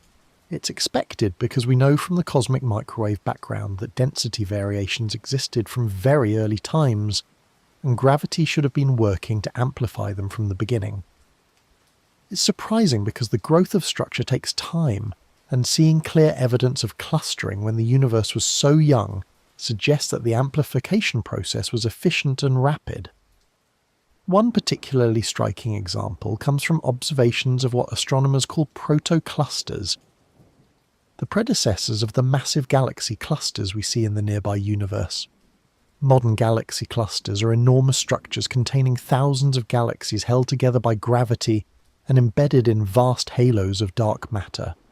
They take billions of years to assemble through the hierarchical merging of smaller groups and individual galaxies. Yet Webb has found evidence of protoclusters existing when the universe was less than 1 billion years old. Dense concentrations of galaxies that appear to be in the early stages of falling together into what will eventually become galaxy clusters. These protoclusters contain dozens of galaxies in relatively small regions of space, perhaps a few million light-years across. The galaxies show signs of interacting with each other gravitationally, their shapes sometimes distorted by tidal forces from neighbours. Some protoclusters contain evidence of gas being heated by the galaxy's collective gravity, an early version of the hot intracluster medium that fills modern galaxy clusters. They're cosmic construction sites, places where the universe is actively building some of its largest structures. The existence of protoclusters so early in cosmic history tells us that the most massive dark matter halos, the ones that would eventually hold galaxy clusters, had already formed and were already gathering galaxies into their gravitational embrace. This is consistent with our models of structure formation, but it's happening on a tighter timeline than many predictions suggested. The universe was efficient not just at forming individual galaxies, but at organizing those galaxies into larger structures. There's something poetic about watching the cosmic web emerge. It's a pattern that emerges inevitably from simple rules, gravity pulling matter together, accumulation along the paths of least resistance through the gravitational landscape. Yet from these simple rules emerges complexity and beauty, the intricate network of filaments and nodes that gives the universe its large-scale structure. It's a reminder that complexity doesn't require complex causes, that the universe's grand architecture grows from fundamental forces following simple mathematical laws. The cosmic web also connects galaxies to each other in ways that affect their evolution. Galaxies don't form in isolation. They form in a context, embedded in dark matter halos that are themselves embedded in larger structures. Gas flows along filaments, feeding galaxies with fresh material for star formation. Galaxies moving along filaments encounter each other, merge, strip gas from one another. The environment matters, shaping what galaxies become and when and how they grow. Understanding this environmental influence is crucial for understanding why the early universe was able to form massive galaxies so quickly. If gas was flowing efficiently along filaments toward the densest nodes in the cosmic web, it could have fed rapid galaxy growth in those locations. The most massive early galaxies Webb has found might preferentially be located at nodes in the cosmic web, places where multiple filaments intersect and gas accumulates most rapidly. Future observations will test this prediction, mapping how early galaxies are distributed relative to the emerging large-scale structure. All of this connects to a larger question about cosmic evolution. How much of a galaxy's fate is determined by its initial conditions, and how much is shaped by its environment and history? A galaxy forming in a dense node of the cosmic web has a very different trajectory than one forming in relative isolation. It will have more neighbours to interact with, more sources of fresh gas, more gravitational perturbations affecting its structure. These environmental differences could explain much of the diversity we see among galaxies, both in the early universe and today. Let that thought settle as we turn our attention to one of the most fundamental questions these early galaxies raise. When exactly did the universe's first stars actually form? Every galaxy we've discussed contains stars, millions or billions of them, each a nuclear furnace fusing hydrogen into helium and producing the light we observe across cosmic distances. But there was a time before any stars existed, when the universe contained only hydrogen, helium, and trace amounts of lithium created in the Big Bang's first few minutes. No carbon, no oxygen, no iron, none of the heavier elements that today make up planets and people, and everything we see around us. To get from that pristine universe to one containing the elements necessary for life required generations of stars living and dying, creating heavy elements and scattering them into space. The very first stars, that hypothetical population 3 we discussed earlier, should have been fundamentally different from modern stars. Without heavy elements to help cool collapsing gas clouds, the first stars likely formed much more massive than typical modern stars. Massive stars burn hot and bright and die quickly, perhaps living only a few million years before exploding as supernovae. These explosions would have created the first heavy elements and scattered them across space, enriching the gas from which the next generation of stars would form.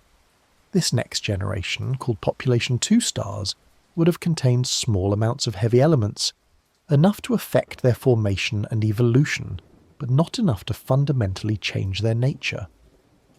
They would still have been primarily hydrogen and helium, but the trace amounts of carbon, oxygen, and other elements would have helped gas clouds cool more efficiently, allowing smaller stars to form alongside massive ones.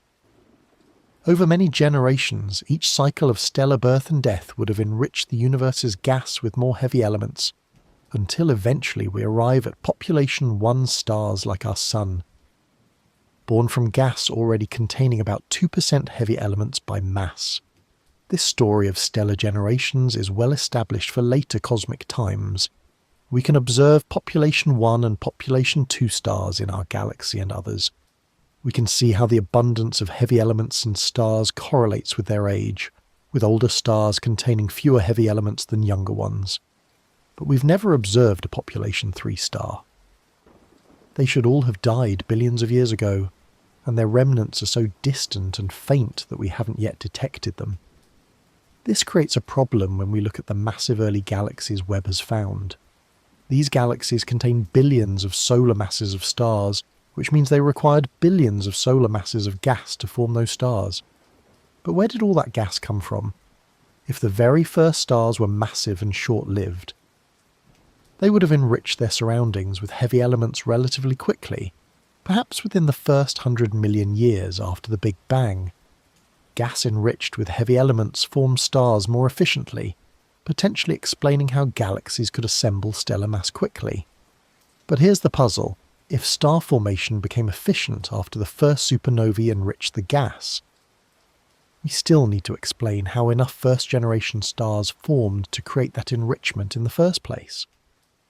If population 3 stars were rare and isolated, their supernovae would have enriched only small regions of space, and most of the universe's gas would have remained pristine and difficult to turn into stars. We need a way to either form a lot of population 3 stars despite the challenges, or we need star formation to become efficient with less enrichment than we thought necessary. One possibility is that population 3 stars formed in dense clusters rather than as isolated objects. If many massive stars formed close together, their combined ultraviolet radiation and supernova explosions would have enriched a large region of space relatively quickly.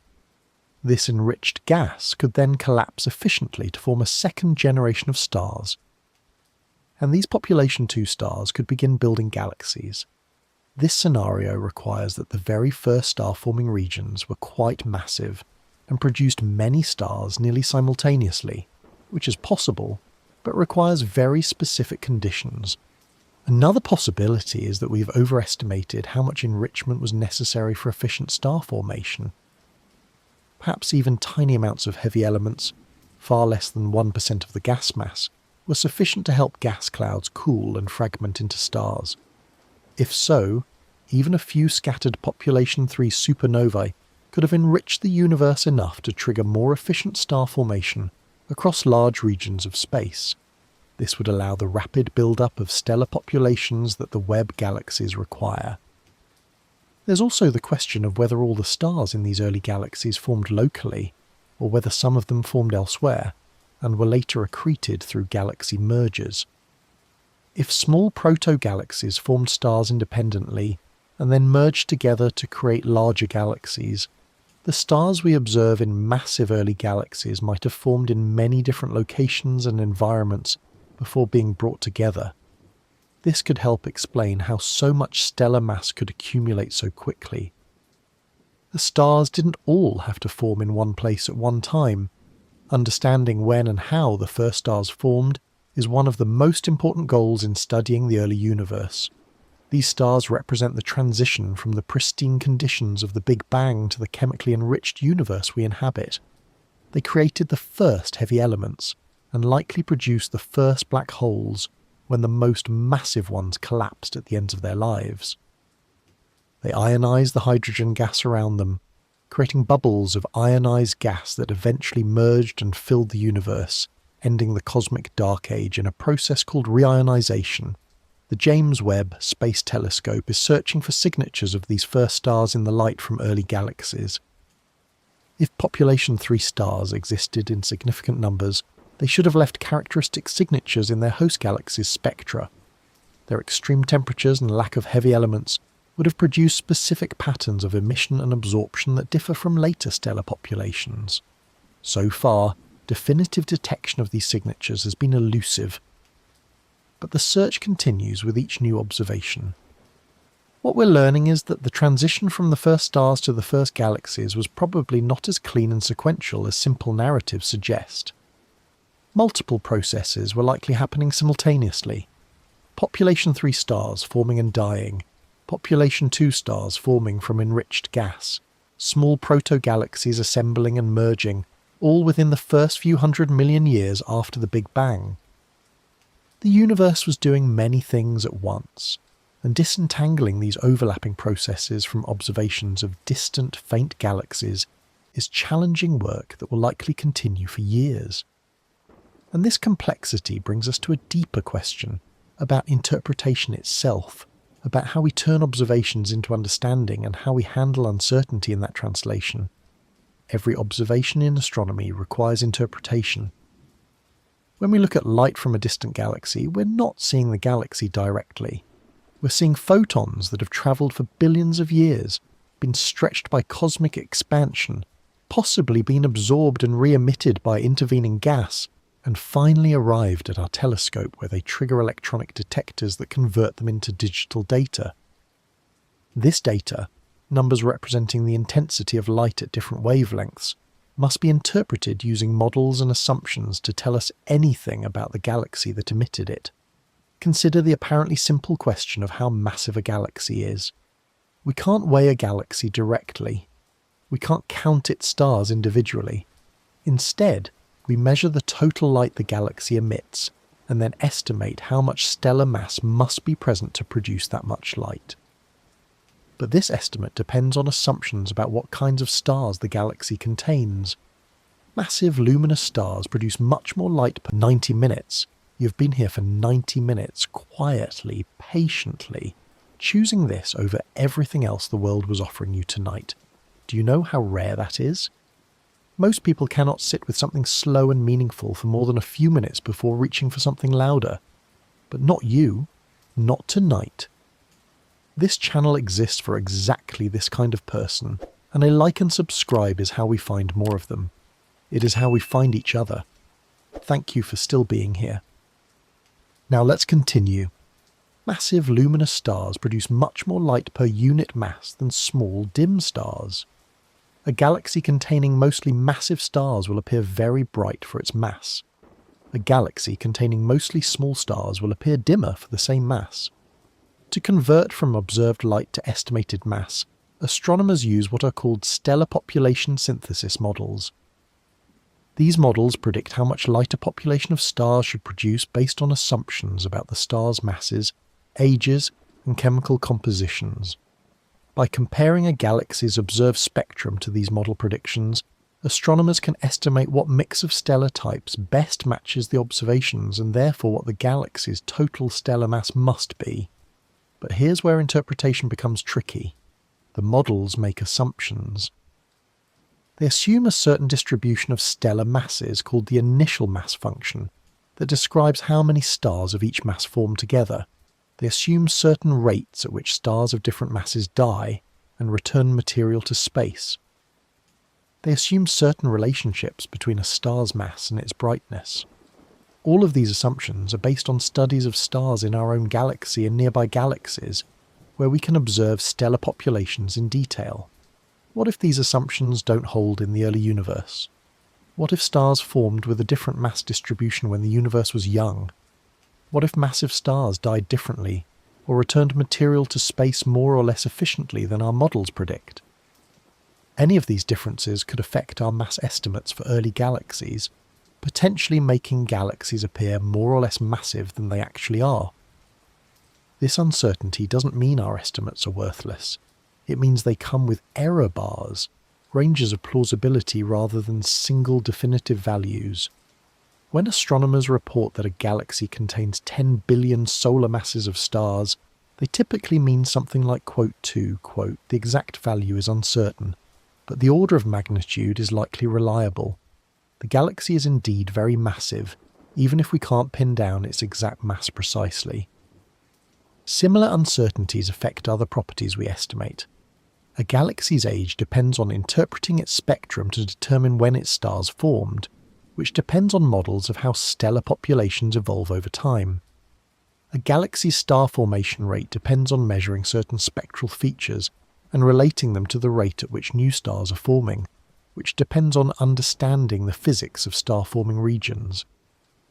A galaxy's distance depends on identifying spectral features and measuring their redshift, which is usually reliable but can sometimes be ambiguous if the features are weak or blended with others.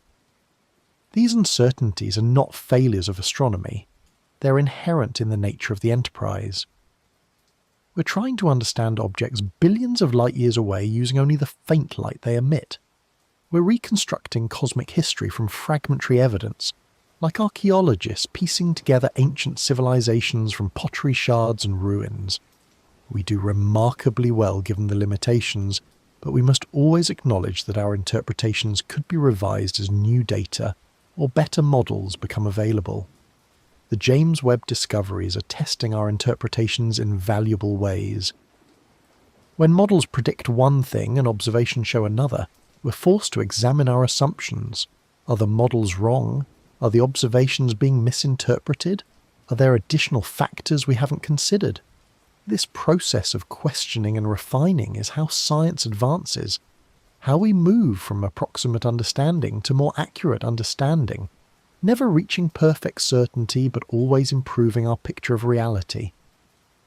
There's a philosophical dimension to this as well. What does it mean to quote 3 something in astronomy? We can never visit these distant galaxies, never sample their stars directly, never perform experiments on them in a laboratory. We can only observe from a distance and infer their properties from that observation. Yet from this limited information, we've built an extraordinary body of knowledge about how galaxies form and evolve, how stars live and die, how the universe itself has changed over cosmic time. This knowledge is provisional in the sense that it could be revised if new evidence warrants, but it's also robust in the sense that many independent observations and lines of reasoning support it. When multiple different techniques all point to the same conclusion, when observations from different telescopes using different methods all agree, when predictions made years ago are confirmed by subsequent discoveries, we gain confidence that we're on the right track even if details remain uncertain. The massive early galaxies Webb has found challenge our confidence in specific predictions about structure formation timelines, but they don't undermine the entire edifice of cosmological understanding. We're still confident about the Big Bang, about cosmic expansion, about the broad outlines of how structure forms.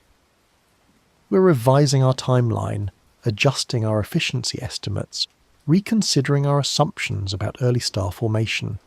This is refinement, not revolution. Evolution rather than overthrow. And perhaps there's comfort in this continuing process of discovery and revision. It means the universe still has mysteries to reveal, still surprises to share, still invitations to think more carefully and observe more closely. The story isn't finished. We're still writing it, still learning what to ask and how to look, and what to make of what we find when we look. The universe is patient with our learning process and generous with its teachings for those willing to look carefully and think deeply. This brings us to a question about what these discoveries mean, and not just for cosmology, but for our place in the cosmos, our significance in the vast sweep of cosmic time. The light from the most distant galaxies Webb has observed left those galaxies when the universe was just a few 100 million years old. That light has been travelling through expanding space for over 13 billion years, most of the universe's entire history, to finally reach the golden mirrors of the James Webb Space Telescope in orbit around our Sun. Think about that journey for a moment. The photons we're detecting today, the particles of light that travelled across the cosmos, began their journey when the universe was in its infancy, long before our Sun existed. Long before the Milky Way had assembled into its current spiral form, long before any of the familiar structures of the modern universe had emerged. These photons travelled through space that was expanding around them, carrying them ever further from their source galaxy, stretching their wavelengths as they went. They passed through vast cosmic voids, regions of space hundreds of millions of light years across, containing almost nothing but dark matter and occasional wisps of gas. They travelled along cosmic filaments, through galaxy clusters, across regions where new galaxies were forming and old ones were dying, They witnessed, in their lightspeed journey, the entire evolution of the cosmos from youth to maturity. And then, on a particular moment in Earth's calendar, in July of 2022, those ancient photons arrived at precisely the right location to strike Webb's mirrors and be focused onto its detectors. The timing is extraordinary when you think about it. These photons have been travelling for over 99.9% of the universe's entire history, and they happened to arrive at exactly the moment when humanity had finally built an instrument capable of detecting them and understanding what they represent. If the telescope had been launched a few years earlier, it wouldn't have been sensitive enough to detect these faint, distant galaxies. If it had been launched much later, we'd still be waiting for the images. If humanity had evolved on Earth 1 billion years earlier or later, we would have been in a different cosmic era entirely, unable to study these particular galaxies at these particular distances. The convergence of cosmic timing that allows us to study the early universe right now is remarkable. Almost as if the universe arranged its affairs specifically to be studied by creatures like us at this particular moment in cosmic history. Of course, that's not really how it works. The universe didn't arrange anything for our benefit. We're simply fortunate to exist at a time when the observable universe still contains visible evidence of its youth, when light from the early epochs has had time to reach us, but hasn't been stretched and dimmed into undetectability by expansion. We exist in a sweet spot of cosmic history, able to look both forward at the universe's long future and backward at its ancient past. And yet from these time-delayed observations, we build a coherent picture of cosmic evolution, fitting together pieces of evidence from different eras into a single narrative. We can do this because the laws of physics are the same everywhere and everywhen, because galaxies in the past followed the same fundamental rules as galaxies do today, because the universe is comprehensible even across billions of years of change and development. This comprehensibility is perhaps the greatest mystery of all, something worth pondering as we think about what the Webb discoveries mean. It's easy to feel insignificant when contemplating cosmic scales. The universe is unimaginably vast, filled with hundreds of billions of galaxies, each containing hundreds of billions of stars. The timescales are enormous, billions of years dwarfing human lifespans. The energies involved in cosmic processes, supernovae and black hole mergers and galaxy collisions are beyond anything we can directly experience or easily comprehend. We're tiny creatures on a small planet, orbiting an ordinary star in an unremarkable region of a typical galaxy, in a vast universe that appears indifferent to our existence. The surprise of finding massive galaxies so early in cosmic history is a surprise about our own history, about the processes that eventually led to us. It tells us that the universe was more efficient at creating the conditions for complexity than we thought, that the path from Big Bang to galaxies to stars to planets to life was more direct and rapid, at least in its early stages, than our model suggested. This efficiency might mean that cosmic evolution is more deterministic than we thought, that given the initial conditions of the Big Bang, the emergence of complex structure, and perhaps eventually life was more inevitable than random.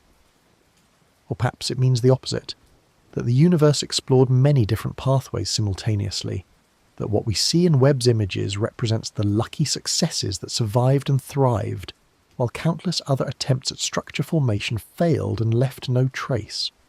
We're observing the winners, the galaxies that successfully assembled and grew, not the countless dark matter halos that failed to attract enough gas, or the proto-galaxies that formed briefly, and then were disrupted by mergers or blown apart by supernova winds. Our observations are necessarily biased towards success, because failure is invisible or at least hard to detect. Either way, the story these galaxies tell is part of our story. Understanding how they formed helps us understand how we came to exist in a universe capable of producing conscious observers. It's a story of matter organising itself into ever more complex structures under the influence of physical laws, progressing from smooth near uniformity after the Big Bang to the rich complexity of galaxies and stars and planets, and ultimately, at least in one place we know of, to life and consciousness and the capacity for wonder. And there's wonder in abundance when we contemplate these discoveries. Wonder at the universe's age and vastness. Wonder at our ability to understand something of its nature despite our tiny size and brief existence. Wonder at the privilege of living in a time and place where we can study the cosmos and piece together its history. The Webb galaxies are invitations to wonder. Cosmic treasures delivered across billions of years specifically for this moment, when we could finally detect them and begin to understand what they mean. Let that sense of wonder settle around you as we turn to consider what these discoveries imply about the future of cosmology and our ongoing quest to understand the universe's deepest mysteries. Every answer in science generates new questions, often more questions than the answer resolved. The James Webb Space Telescope's discovery of massive early galaxies has certainly followed this pattern. We now know that such galaxies existed earlier than we expected. But this knowledge immediately raises numerous new questions that astronomers are eager to explore. How common were these massive galaxies? Were they concentrated in certain regions of space, or distributed relatively uniformly? How did they evolve over time? Did they grow through continued star formation, or through mergers with other galaxies? When did they stop forming stars and fade into quiescence? One of the most pressing questions concerns the complete galaxy population at high redshift. Webb is detecting the brightest, most massive galaxies because those are the ones that stand out in deep images. But for a complete understanding of galaxy formation, we need to know about the entire population, including the smaller, fainter galaxies that are harder to detect. How numerous were these smaller galaxies? Did they eventually merge to form larger galaxies? Or did they remain small and isolated? Were they forming stars actively or already quiescent? One particularly intriguing possibility is that some of the early massive galaxies Webb discovered might be the progenitors of the supermassive black holes we observe in the centres of modern galaxies.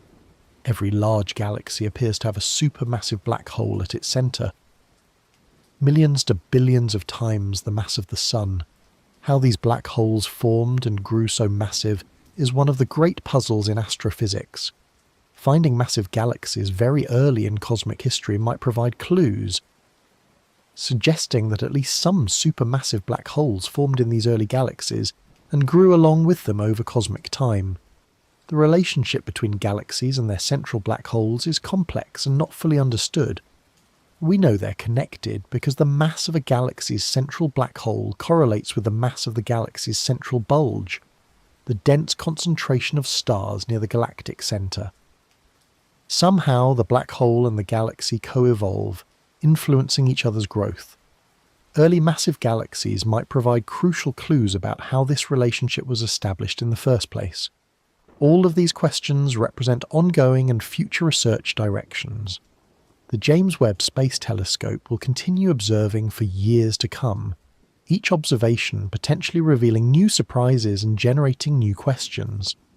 Other telescopes will complement Webb's observations, providing different perspectives and different types of data. Ground-based telescopes with adaptive optics can achieve very high spatial resolution in some wavelengths. Radio telescopes can detect the signature of neutral hydrogen gas and trace its evolution. X-ray telescopes can study the hot gas and black holes in early galaxies. The process of scientific discovery is not a straight line from question to answer. It's an iterative cycle where answers generate new questions, observations suggest new theories, and theories predict new observations to test. The Webb discoveries have accelerated this cycle, providing a wealth of new data that will keep astronomers busy for years analysing, interpreting and trying to understand. Each new finding shifts our understanding slightly, refining our models, adjusting our expectations, revealing the universe's nature more clearly. And this brings us to consider what all this effort means, why we invest so much time and resources into understanding galaxies that existed billions of years ago, and have no direct effect on our daily lives. There is no practical reason why humanity needs to know about galaxies in the early universe. This knowledge won't cure diseases, won't solve climate change, won't directly improve anyone's quality of life. The massive early galaxies Webb discovered existed over 13 billion years ago and 13 billion light-years away. Nothing we learn about them will change our lives in any immediate, tangible way. Yet we build billion-dollar telescopes specifically to study them. We train scientists for years to analyse the data. We write papers and hold conferences and engage in heated debates about their implications. Why? What drives this investment in knowledge that has no practical application? The answer goes to something deep in human nature, our capacity for curiosity that extends beyond immediate survival needs. We're not content to simply exist, eating and sleeping and reproducing. We want to understand. We want to know where we came from, what the universe is made of, how things work and why. This desire for understanding appears to be fundamental to what it means to be human, as essential to our nature as any biological need. Looking up at the night sky and wondering about the stars seems to be universal across human cultures. Every civilization we know of has created stories about the heavens. Try to understand the motions of celestial bodies, developed cosmologies that explain the universe's origin and nature. Before science, these cosmologies were mythological and religious, embedding the cosmos in narratives about gods and creation, and humanity's place in the larger scheme of things. But the impulse was the same: understand the universe, make sense of what we observe, find meaning in the vast darkness above us. Modern cosmology is our latest attempt to answer these ancient questions. Using tools and methods unavailable to our ancestors but driven by the same fundamental curiosity, we want to know how the universe began, how galaxies formed, how stars create the elements that make up our bodies, what the universe's ultimate fate might be. These are profound questions that touch on meaning and purpose, even though they are investigated through mathematics and observation, rather than philosophy and theology. The discoveries Webb is making connect to these deep questions by revealing how the universe evolved from its early simplicity to its current complexity. Understanding galaxy formation helps us understand cosmic evolution, which helps us understand our own origins as creatures made from stardust who emerge from billions of years of cosmic history. We're watching the universe's story unfold, and we're realizing that we're part of that story, that our existence is a consequence of the very processes we're studying. And perhaps that's the best reason to look up, to build telescopes and study distant galaxies. Because the universe is endlessly fascinating, because there's always more to learn, because the process of discovery itself is rewarding regardless of where it leads. We look up because we can, because we have the capacity for wonder and curiosity and understanding, and exercising those capacities is part of what makes us human. Let's hold on to that sense of wonder as we contemplate what might come next in our exploration of the early universe. The James Webb Space Telescope represents the cutting edge of current technology, but it's not the end of the story. Even as astronomers analyse Webb's data and make new discoveries, engineers and scientists are already planning the next generation of telescopes that will push even further into the cosmos, revealing fainter and more distant objects than Webb can detect. These future instruments will build on Webb's discoveries, testing new hypotheses and exploring new questions raised by what we're learning now. One planned mission is the Nancy Grace Roman Space Telescope, named after NASA's first chief of astronomy who played a crucial role in launching the Hubble Space Telescope program. Roman will have a field of view about 100 times larger than Webb's, allowing it to survey vast areas of sky relatively quickly. While it won't be able to see quite as faint or as distant as Webb, its wide field of view will make it excellent for statistical studies, building up large samples of galaxies at different distances and epochs to understand cosmic evolution in detail. Roman's wide surveys will help answer questions about how common the massive early galaxies are, and how they're distributed across space. By observing thousands of early galaxies instead of the dozens that Webb's relatively narrow fields can capture, Roman will provide the statistical power needed to test detailed models of galaxy formation and evolution. It will also search for rare objects like the most massive early galaxies or unusual types of galaxies that might be too uncommon to show up in Webb's limited fields of view. Ground-based telescopes are also becoming more powerful. The extremely large telescope class, with mirror diameters of 30 to 40 meters, will use adaptive optics to correct for atmospheric distortion and achieve spatial resolution comparable to or better than space telescopes in some wavelengths. These giants will be able to study individual early galaxies in unprecedented detail, resolving their structures and even detecting individual star clusters within them. They'll also be able to gather spectra much more quickly than Webb because their large mirrors collect more light. The combination of Webb's sensitivity and depth, Roman's wide-field surveys, and ground-based giant spatial resolution and spectroscopic capability will provide a comprehensive view of the early universe from multiple perspectives. Each telescope contributes something unique, and together they'll paint a much more complete picture than any single instrument could provide alone. This multi-facility approach has become standard in modern astronomy, with different telescopes complementing each other's strengths and compensating for each other's limitations. Further in the future, concepts exist for even more ambitious missions. A space telescope with a primary mirror twice Webb's diameter could see even fainter and more distant galaxies, potentially detecting the very first generation of stars if they existed in small clusters or associations. Such a telescope could also study early galaxies in much greater detail, resolving their internal structures and mapping how stars are distributed within them. But building such a telescope would require significant advances in technology, and would likely be decades away even if funded and prioritized. There are also proposals for gravitational wave detectors sensitive to frequencies that would reveal black hole mergers in the early universe. Current gravitational wave detectors like LIGO detect mergers of stellar mass black holes and neutron stars in the relatively nearby universe. A space-based detector like LISA, the laser. Each of these research areas is being transformed by Webb's capabilities, each generating new discoveries and new questions. The telescope is living up to the hopes and expectations that motivated its development over decades of work. It's providing the scientific returns that justify the investment of time, money, and effort that went into building it. And it's inspiring a new generation of astronomers who are growing up with these stunning images and exciting discoveries, who will pursue the questions Webb raises using the next generation of telescopes they'll help design and build. This continuity across generations is one of the beautiful aspects of science.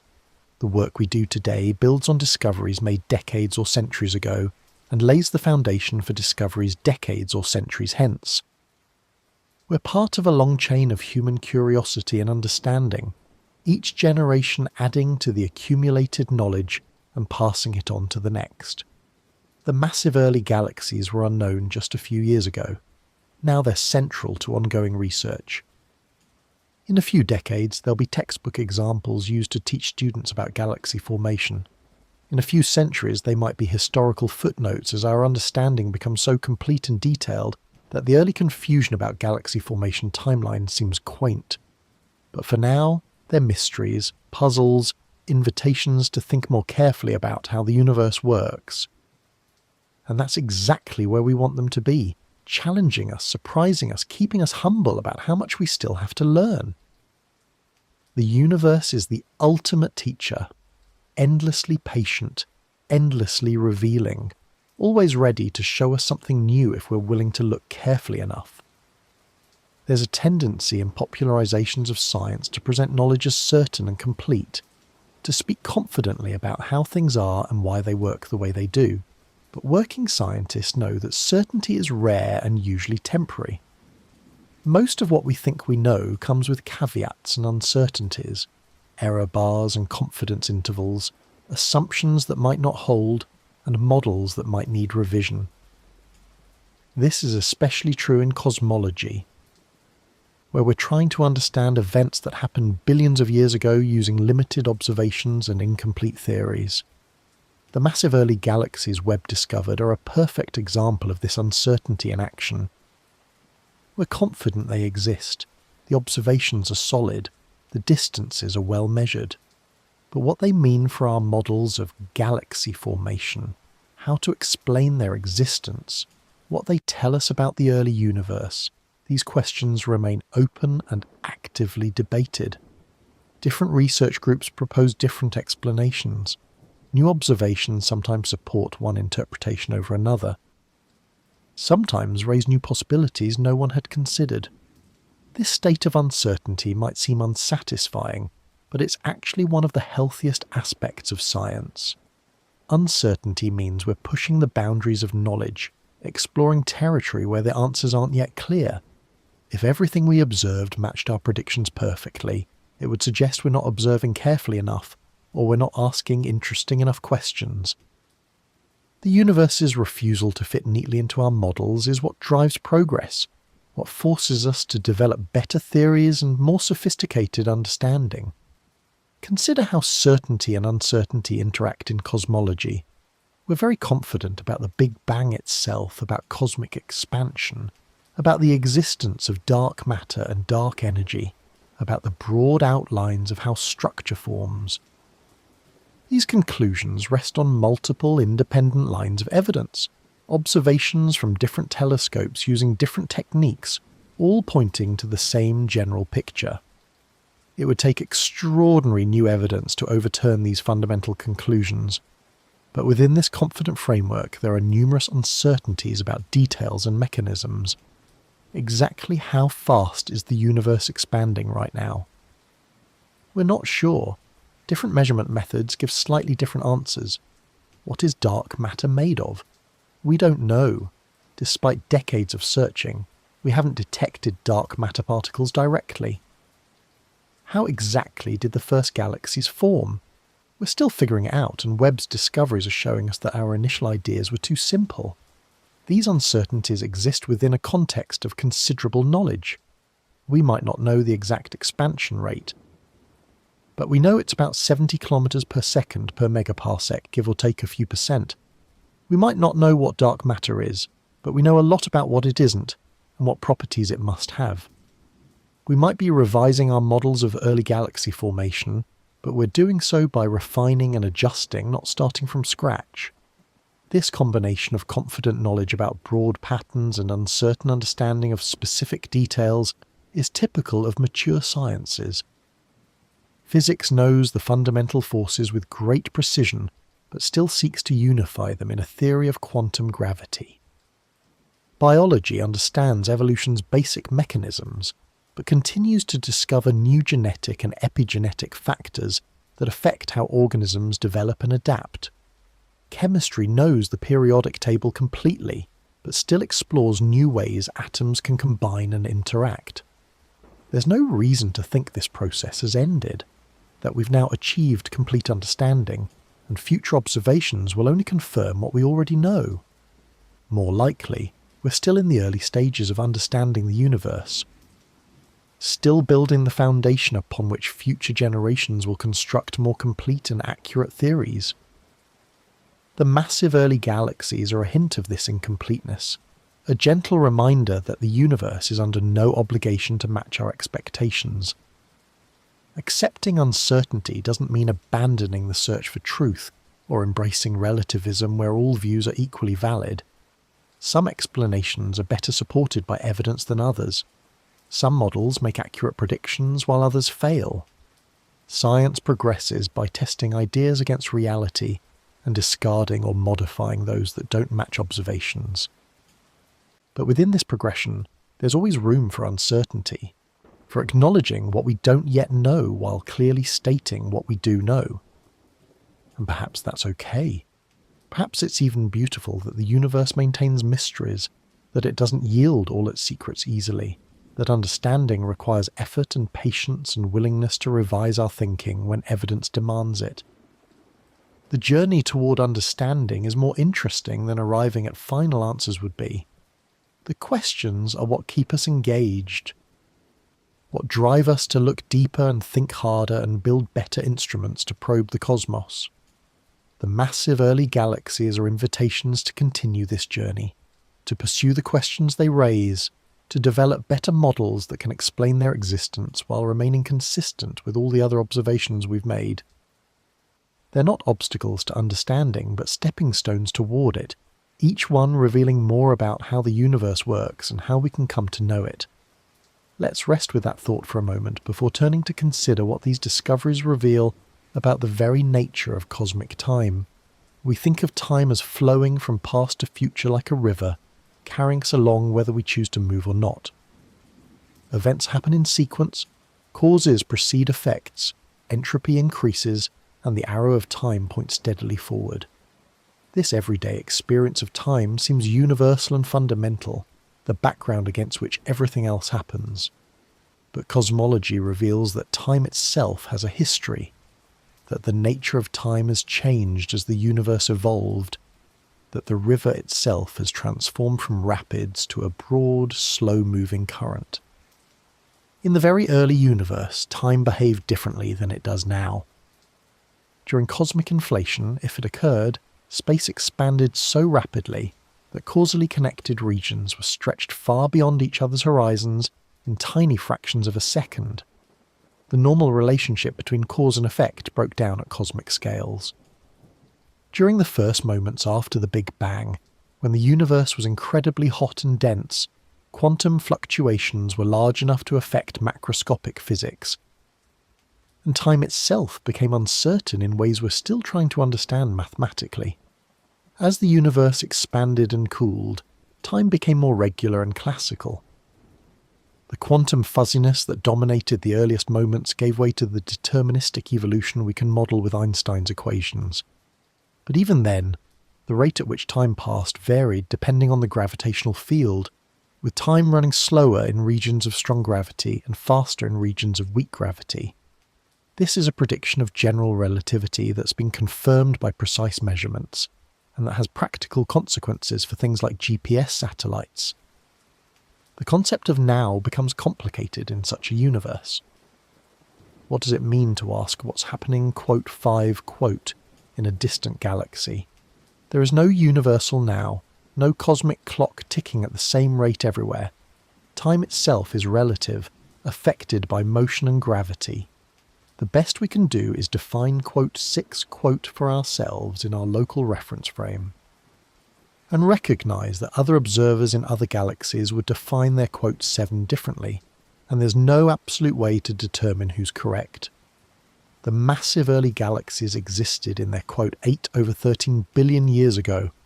They experienced time passing, stars being born and dying, gas flowing and collapsing and forming new structures, all occurring in sequence from their perspective. But from our perspective, that sequence is frozen, captured in the light that left those galaxies billions of years ago.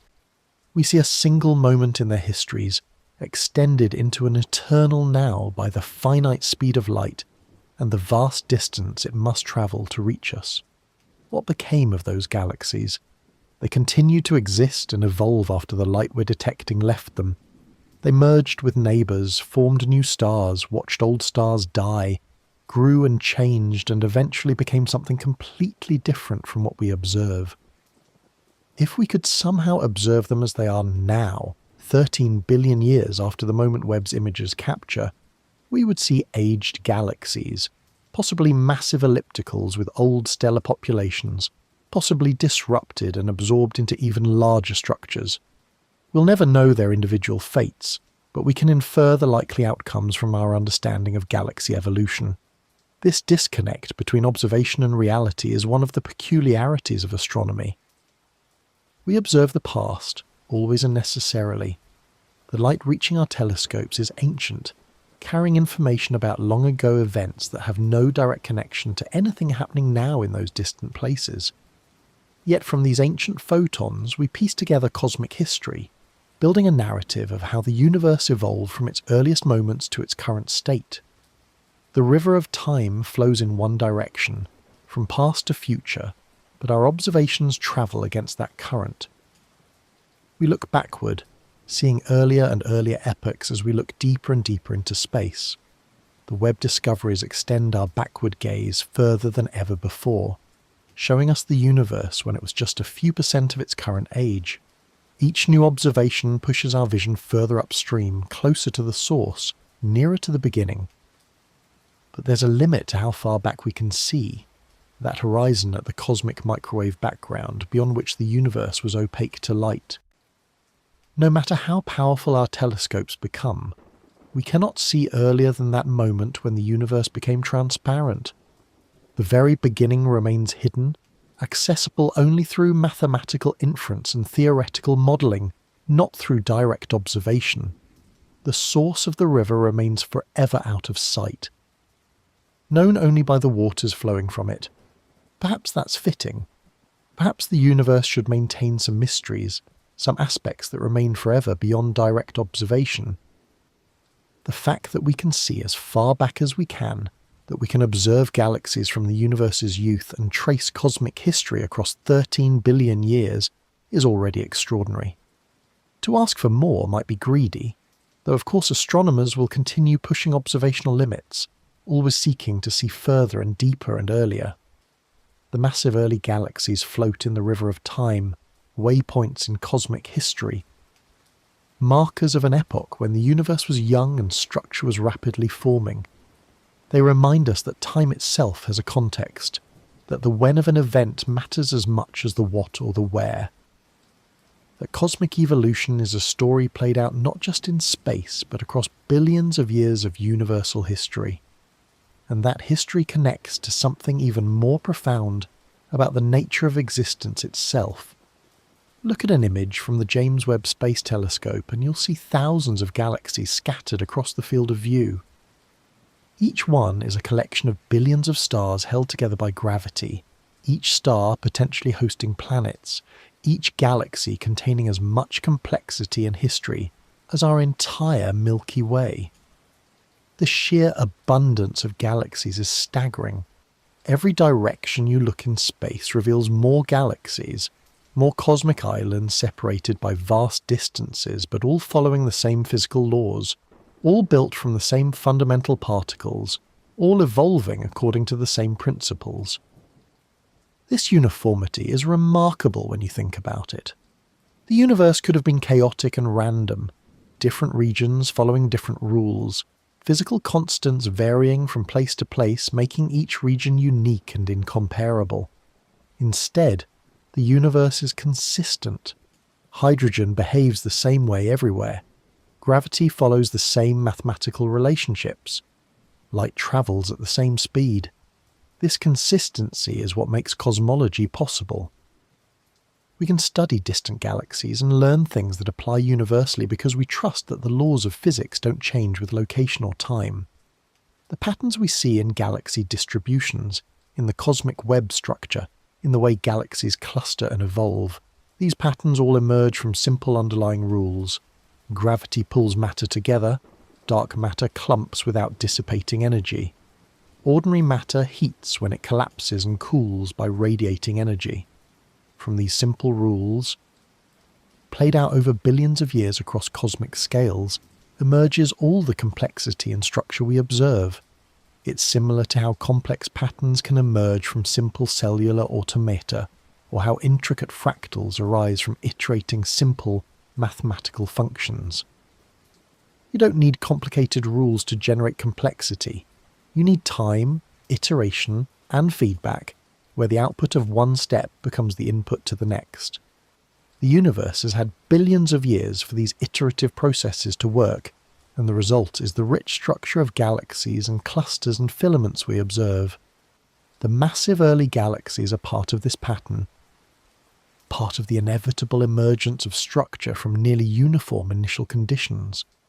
They formed where dark matter had clumped most densely, where gas could flow efficiently along converging filaments, where the first stars created heavy elements that enabled more efficient subsequent star formation.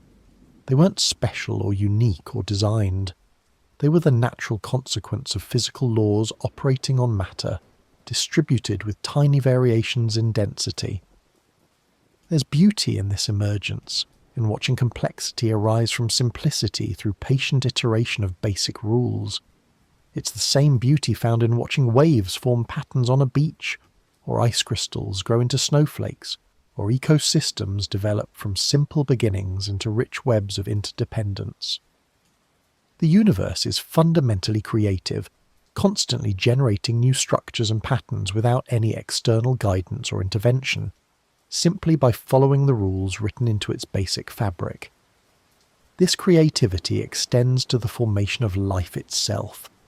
We are patterns too, enormously complex patterns of matter and energy that have organized themselves in ways that allow for self-awareness and thought, and the capacity to wonder about existence. The same physical laws that formed galaxies also formed us, through a long chain of causation that runs from the Big Bang through galaxy formation, through stellar evolution, through planet formation, through chemistry, through biology, through evolution to consciousness. Yet even in that briefness there's meaning. We're the universe's way of knowing itself, and for as long as we exist, that knowledge exists. The patterns we've discovered, the understanding we've built, the theories we've developed, all represent the universe achieving self-awareness through us.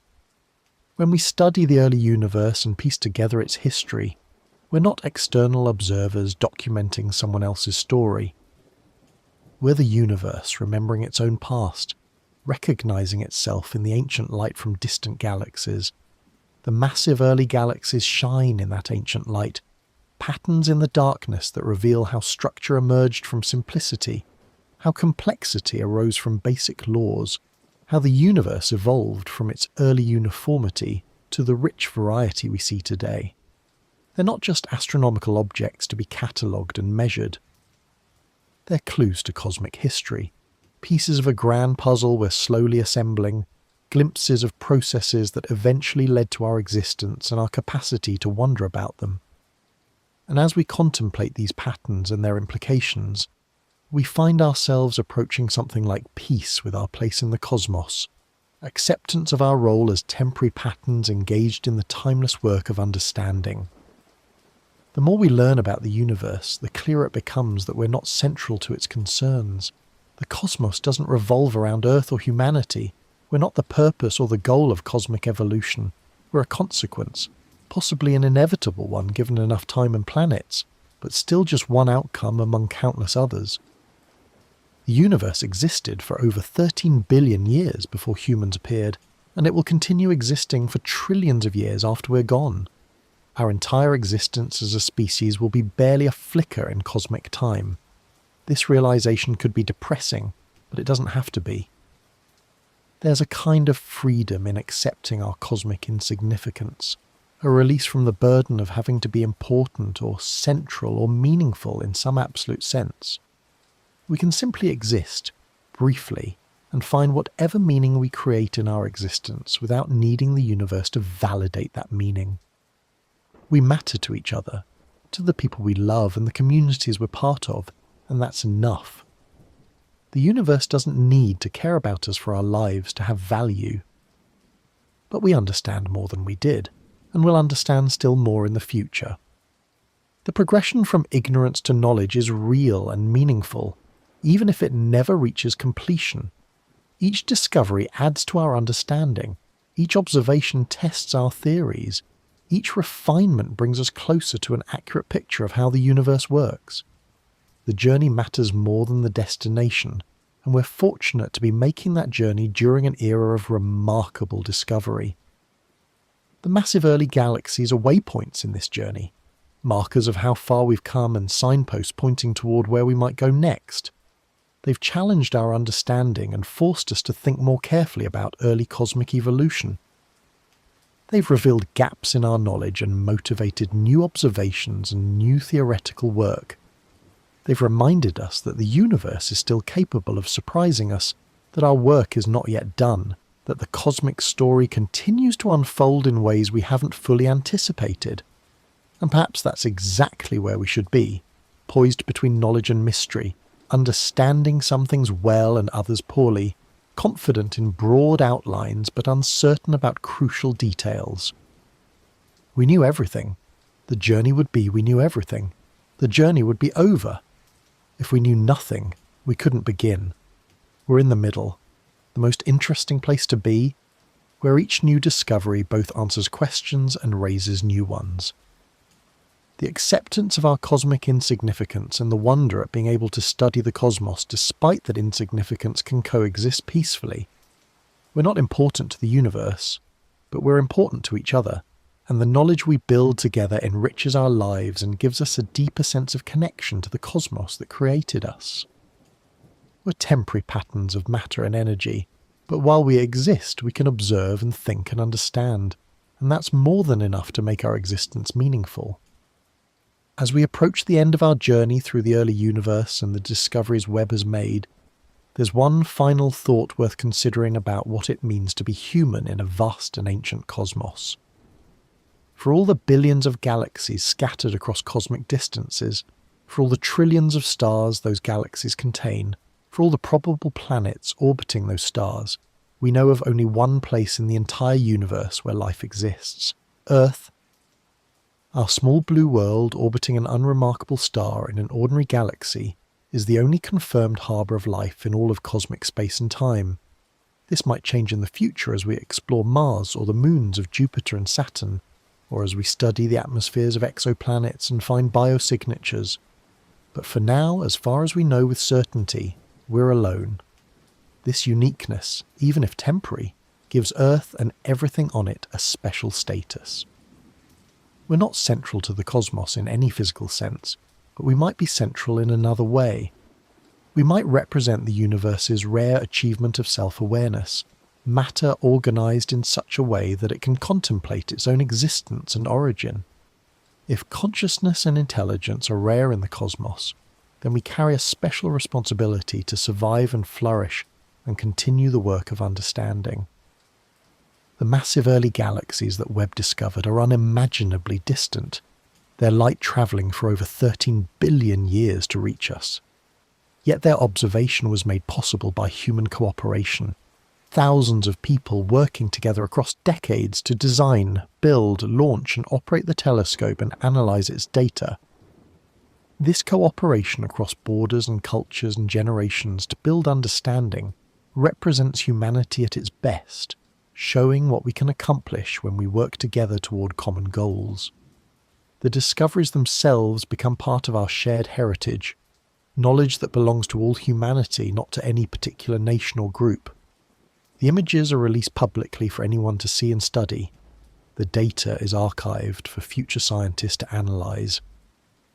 The understanding we build becomes part of the accumulated knowledge of our species, passed down through education and literature and ongoing research. This is civilization's highest achievement, the creation and preservation and transmission of knowledge across generations, building understanding that outlasts any individual life. And so we find ourselves at home in the cosmos, small creatures on a small world in a vast universe, yet capable of understanding something of that vastness and our place within it. The massive early galaxies shine in Webb's images as reminders of cosmic history, of the long chain of events that led from the Big Bang through galaxy formation, through stellar evolution, to the creation of Earth and the emergence of life and consciousness. We're connected to those ancient galaxies through that history, through the elements they created, through the cosmic processes we share. It's a connection that inspires both humility and pride. Humility at our cosmic insignificance, at how recent and temporary our existence is against the backdrop of billions of years of cosmic history. Pride at what we've managed to understand despite our limitations, at the scientific and technological achievements that allow us to study the early universe, at our capacity for wonder and curiosity that drives us to keep exploring and questioning and seeking deeper understanding. Let's hold on to both of these feelings, humility and pride, acceptance and wonder. As we come to the end of our journey through the impossible early universe and prepare to rest with the knowledge we've gained and the questions that remain. We've travelled a long way together tonight, you and I, across 13 billion years of cosmic history, and through the revolutionary discoveries of the James Webb Space Telescope. From the first shocking images of massive galaxies in the young universe to the profound questions they raise about cosmic evolution and our place in it all, we've explored one of the most exciting developments in modern cosmology. Thank you for staying with me on this journey, for letting these ideas and images and questions wash over you as the night has deepened and your thoughts have quieted. We began with surprise, with the discovery that galaxies existed earlier and grew more massive more quickly than our models predicted. We explored the cosmic dark age and the emergence of the first stars and galaxies. We contemplated dark matter and dark energy, the invisible forces that shape cosmic evolution. We looked at specific galaxies Webb discovered, at the cosmic web emerging in the early universe, at questions about when the first stars formed and how we interpret the observations we make. Then we moved from facts to meaning, considering what these discoveries tell us about cosmic time and patterns in the darkness, about our significance in the vastness, about the questions that remain and the future observations that will address them. We thought about uncertainty and humility, about acceptance and wonder, about Earth as our home in an immense and ancient cosmos.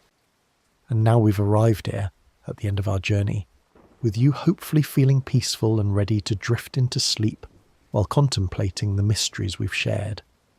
The answer to the question we began with, whether everything we knew about the universe's beginning was wrong, is both yes and no. No, because the fundamental picture remains intact. The Big Bang happened, the universe expanded and cooled, structure formed through gravitational collapse, galaxies and stars and planets emerged from nearly uniform initial conditions. But yes, because the details of how this happened, before I say goodnight, I need you to know something. When this video was posted, most people scrolled right past it. They saw the length, they saw the topic, and they kept scrolling. But you didn't. You stayed for 2.5 hours, you chose depth over speed, and wonder over noise, and I think that says something beautiful about the kind of person you are. If this channel has given you something tonight, a little more peace, a little more wonder, a little more understanding of the world you live in, then a like and subscribe is the kindest thing you can leave behind before you sleep. Not just for this channel, but for the next person out there tonight who needs exactly what you just found here. Now, rest. You have earned it. But yes, because the details of how this happened, the timeline and efficiency and sequence of events, these are being revised in light of Webb's discoveries. The universe was more capable, more sophisticated, more surprising than we expected. Perhaps the real answer is that science is always revising, always refining, always discovering that reality is more complex than our theories suggested. This is a feature, not a bug. This is how we progress toward better understanding. The massive early galaxies aren't proof that we were completely wrong, but evidence that we have more to learn, that the universe still has lessons to teach us about how it works and how it evolved into its current state. If you enjoyed this slow drift through cosmic mysteries and profound questions, I hope you'll subscribe and join me for future explorations. There are so many more cosmic wonders to contemplate, so many more discoveries waiting to be shared, so many more questions to ponder as we seek to understand our origins and our place in the vastness. Your presence here tonight has meant more than you know to those already subscribed. Thank you for continuing to trust me with your quiet hours and your curiosity about the cosmos. Wherever you are in the world right now, whatever room or bed or quiet corner you're resting in, I hope you're comfortable. I hope your breathing has slowed and deepened. I hope your thoughts have quieted and your body feels heavy and warm, ready to surrender to sleep. I hope the mysteries we've explored tonight have filled you with wonder rather than anxiety, with peace rather than restlessness, with appreciation for the privilege of existing in a universe capable of studying itself. Look up at the night sky if you can, or imagine it if you cannot. Picture all those ancient photons arriving from distant galaxies, light that has travelled for billions of years to finally reach your eyes, or the mirrors of telescopes that extend your vision. Picture the massive early galaxies Webb discovered, shining brilliantly when the universe was young, their light crossing cosmic distances to arrive at precisely the right moment for us to detect and study them. Picture the cosmic web of dark matter and galaxies, the vast structures spanning billions of light years, the beautiful patterns emerging from simple rules followed patiently across cosmic time. All those galaxies, all those stars, all that cosmic history playing out in the darkness above us. And here we are, briefly conscious patterns of matter organised in such a way that we can contemplate it all, understand something of how it works, appreciate the beauty and mystery of existence itself. We're connected to the cosmos through our atoms, through our origins in stellar nucleosynthesis and planetary formation, through the physical laws that govern both galaxies and living things. The universe doesn't know we exist, doesn't care about our concerns, will continue its slow evolution long after we're gone.